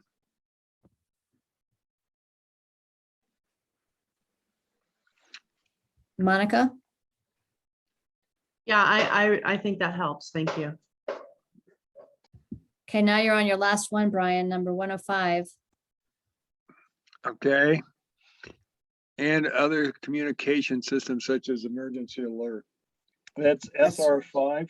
Yes, ensure the equitable distribution of widely available and affordable broadband internet and satellite services.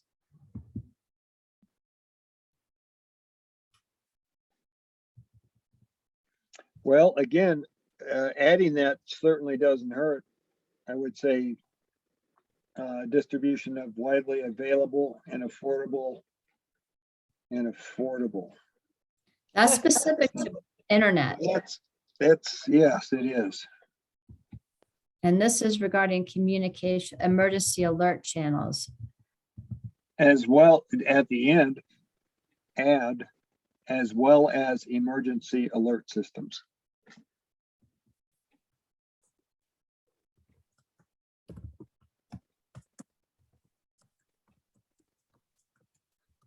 And the county already has their emergency alert system. Right, and it's free for anyone to sign up. Right. Maybe we ought to advertise it or something, because I have it. And my cell phone goes off and everything else goes off. Yeah. Maybe Can you- something like encourage the use of the county's emergency alert systems.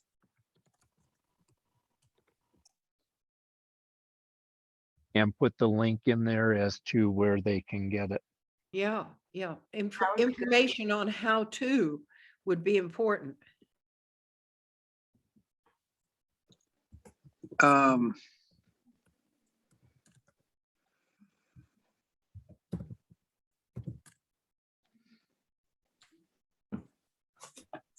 might.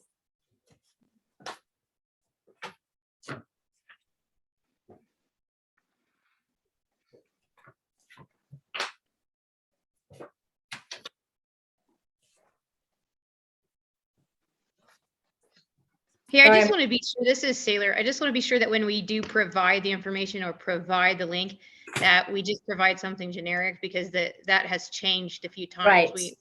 So just make sure we don't have something in there that's going to be outdated. And we do have in your public safety section, which we haven't gotten to yet, number PS5 talks about educational materials should be provided to existing and new residents about public safety resources for topics such as fire, wildfire prevention, and public safety reminders. Okay. Because instead of putting a link that might be outdated, we can put something like information about the county emergency alert system available, information available through the county or sheriff's office department or something like this. Because Sailor's right, you know, they could change, and then in 10 years, 5 years, what we put on here is not correct.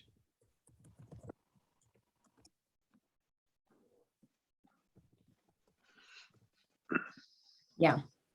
I liked Evelyn's wording on that. Could you say that again, Evelyn? Yeah, I wish I could remember.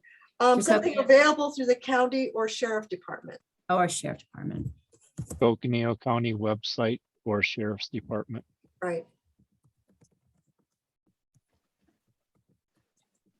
That way you're not giving them a specific place to go to. You're going to the county website, and then you're going to find the information for the emergency alert system. Or you can just encourage them to go to their block watch meetings where they're always talking about it.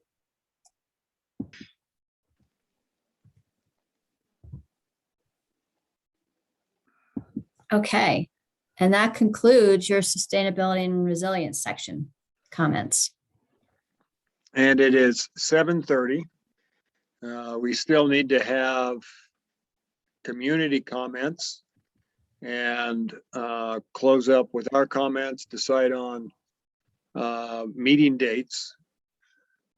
I suggested that we might go to water resources, but I'm not sure we would get done with that. So unless someone wants to unless the committee wants to press forward with water, I suggest that we begin to close down the meeting. That's a good idea. Thank you, Evelyn. I appreciate that.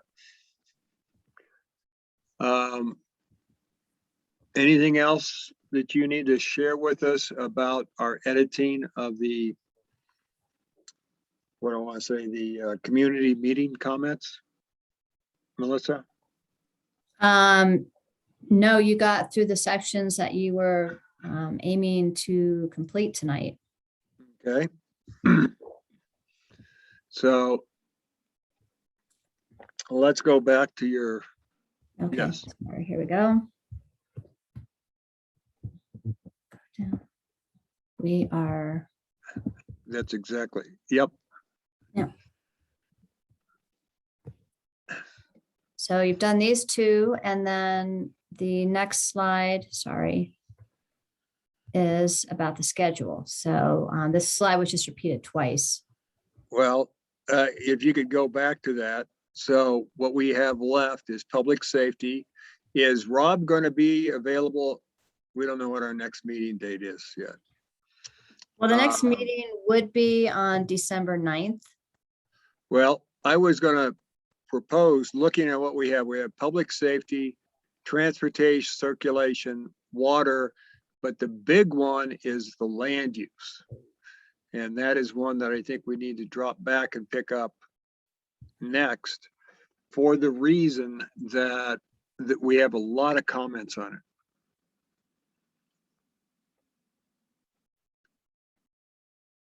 I was going to suggest that we look at having 2 meetings in December, on the December 2nd and December 16th.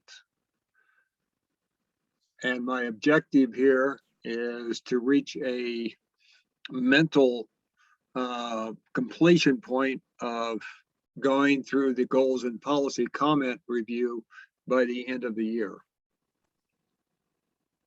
Do people want to do that, or do you want to press on into January? We could try to end it at the end of the year, but if not, we have to go into January. Yeah. Well, I guess. I agree. I'm open the 2nd and 16th. Okay. Comments from other committee members? I will not be here on the 2nd. Okay. Sailor not here on the 2nd. I don't believe Rob was either, but I'm not sure. Well, Can what we about do- 9th and 16th? That's what I was just going to say. How about the 9th and 16th? Because I'm coming back into town on the 7th. That works. Because we already have the 9th down here as a scheduled. Yep. And then if we do the 19th, or I'm sorry, the 16th, which is the following Thursday. Correct. And if we don't get to it, then we pick up in the new year with whatever is remaining. Yep. Okay. Because you have Christmas right after that. Unless you want to do one on the 30th also, but people are still traveling. Yeah, I would not advise that personally. Yep. No, neither would I. Okay, so let's look at trying to do land use, growth and development on the 9th. Mm-hmm. I don't know when Liz is, well, transportation and circulation is pretty big. Let's see if we can get through water and wastewater on the 9th also, because that's a short section.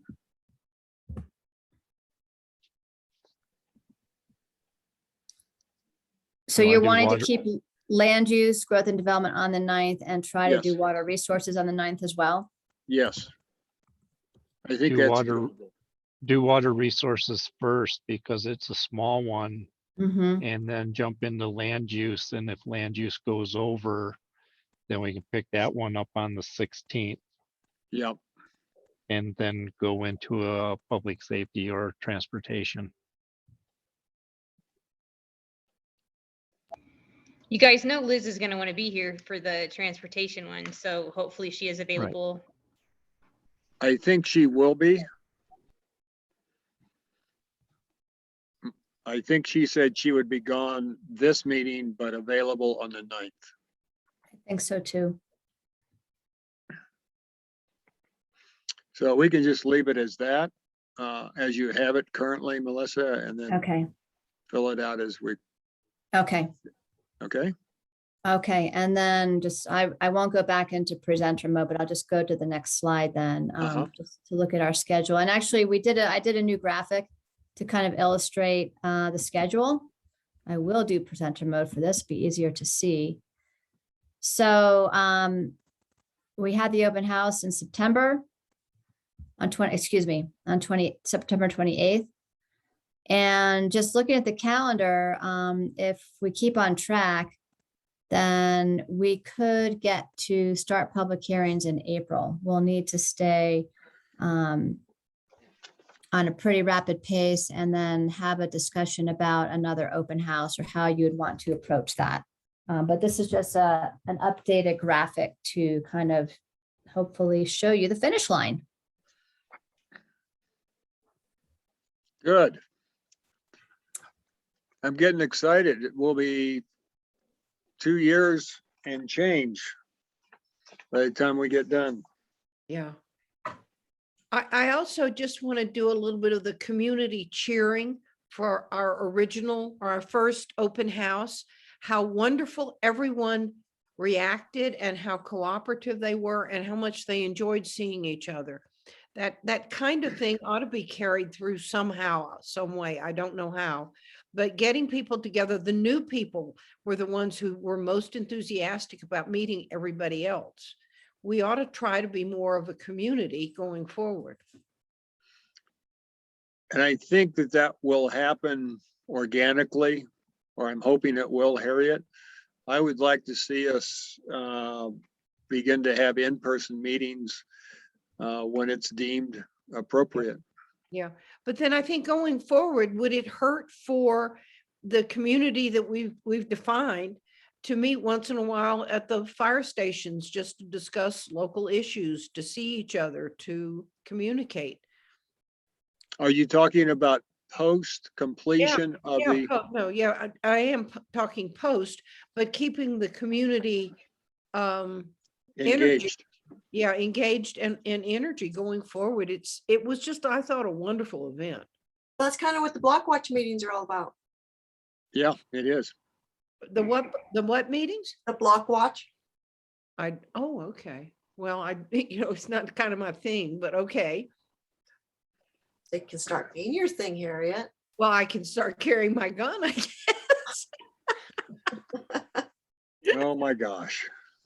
There's a thought. So I tell you what. Why did you stop?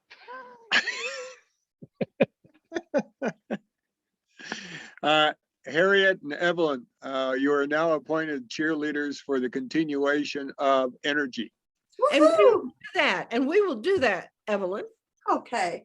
Okay. Okay. Your house or mine? Do you bring the booze or do I? Well, either, it doesn't matter. Mine's in the back of the car. I'm going to tell Evelyn my phone number, 699-9576. Call because we have to have a discussion, remember? I do remember. Okay. I hope Okay. I don't. Let me get it. 699-5576. No. 699-9576. Thank you. All right, sweetie.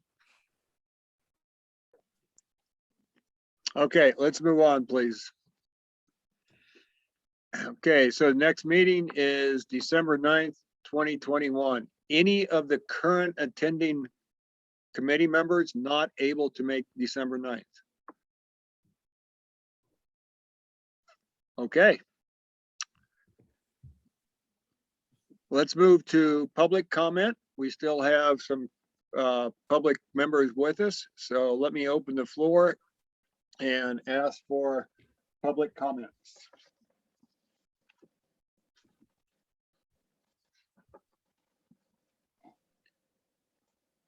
If you're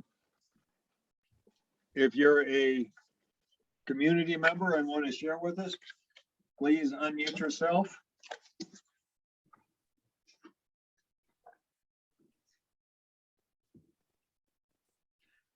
Hearing none, let me move on to committee thoughts.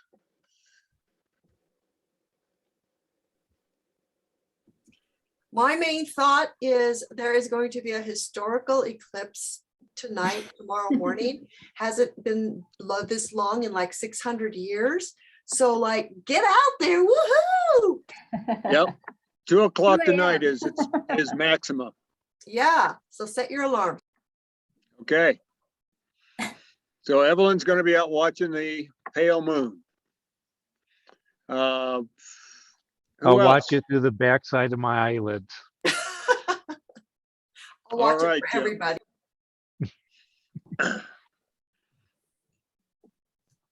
Any I other think we got a committee? lot of, I think we got a lot accomplished tonight, and we're working as a team, and I really appreciate that.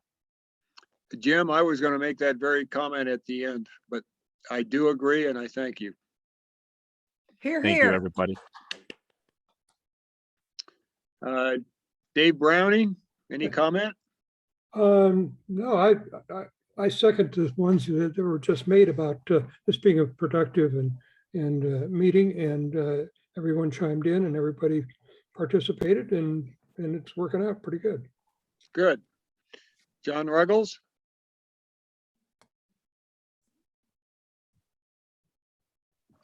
At this point, everyone else has said it all for me. Thank you. All righty, Harriet? I already clapped. I thought we did brilliantly, and it really has gelled beautifully, I think. Good, thank you. Sailor? I do not have anything. Monica? I want to eat dinner. Well, let me do something. No, I think we're doing great, Brian. No, I think you need to listen to me for a minute. Oh, yum. I agree that Monica needs her pizza and it will be delivered shortly. They don't come out here. He's so cute. So at any rate, I agree that we're working well together. Yeah, we've hit some bumps and we've continued to communicate. We've continued to listen to one another, and that's absolutely essential. So I thank each of the committee members. I also want to thank all of the community members who have been listening in. Many of you have been involved in a lot of these sessions, and thank you very much. So with that, let's conclude our meeting. And Melissa, I'd like to chat with you just real quickly after we're done here. Okay, let me stop recording.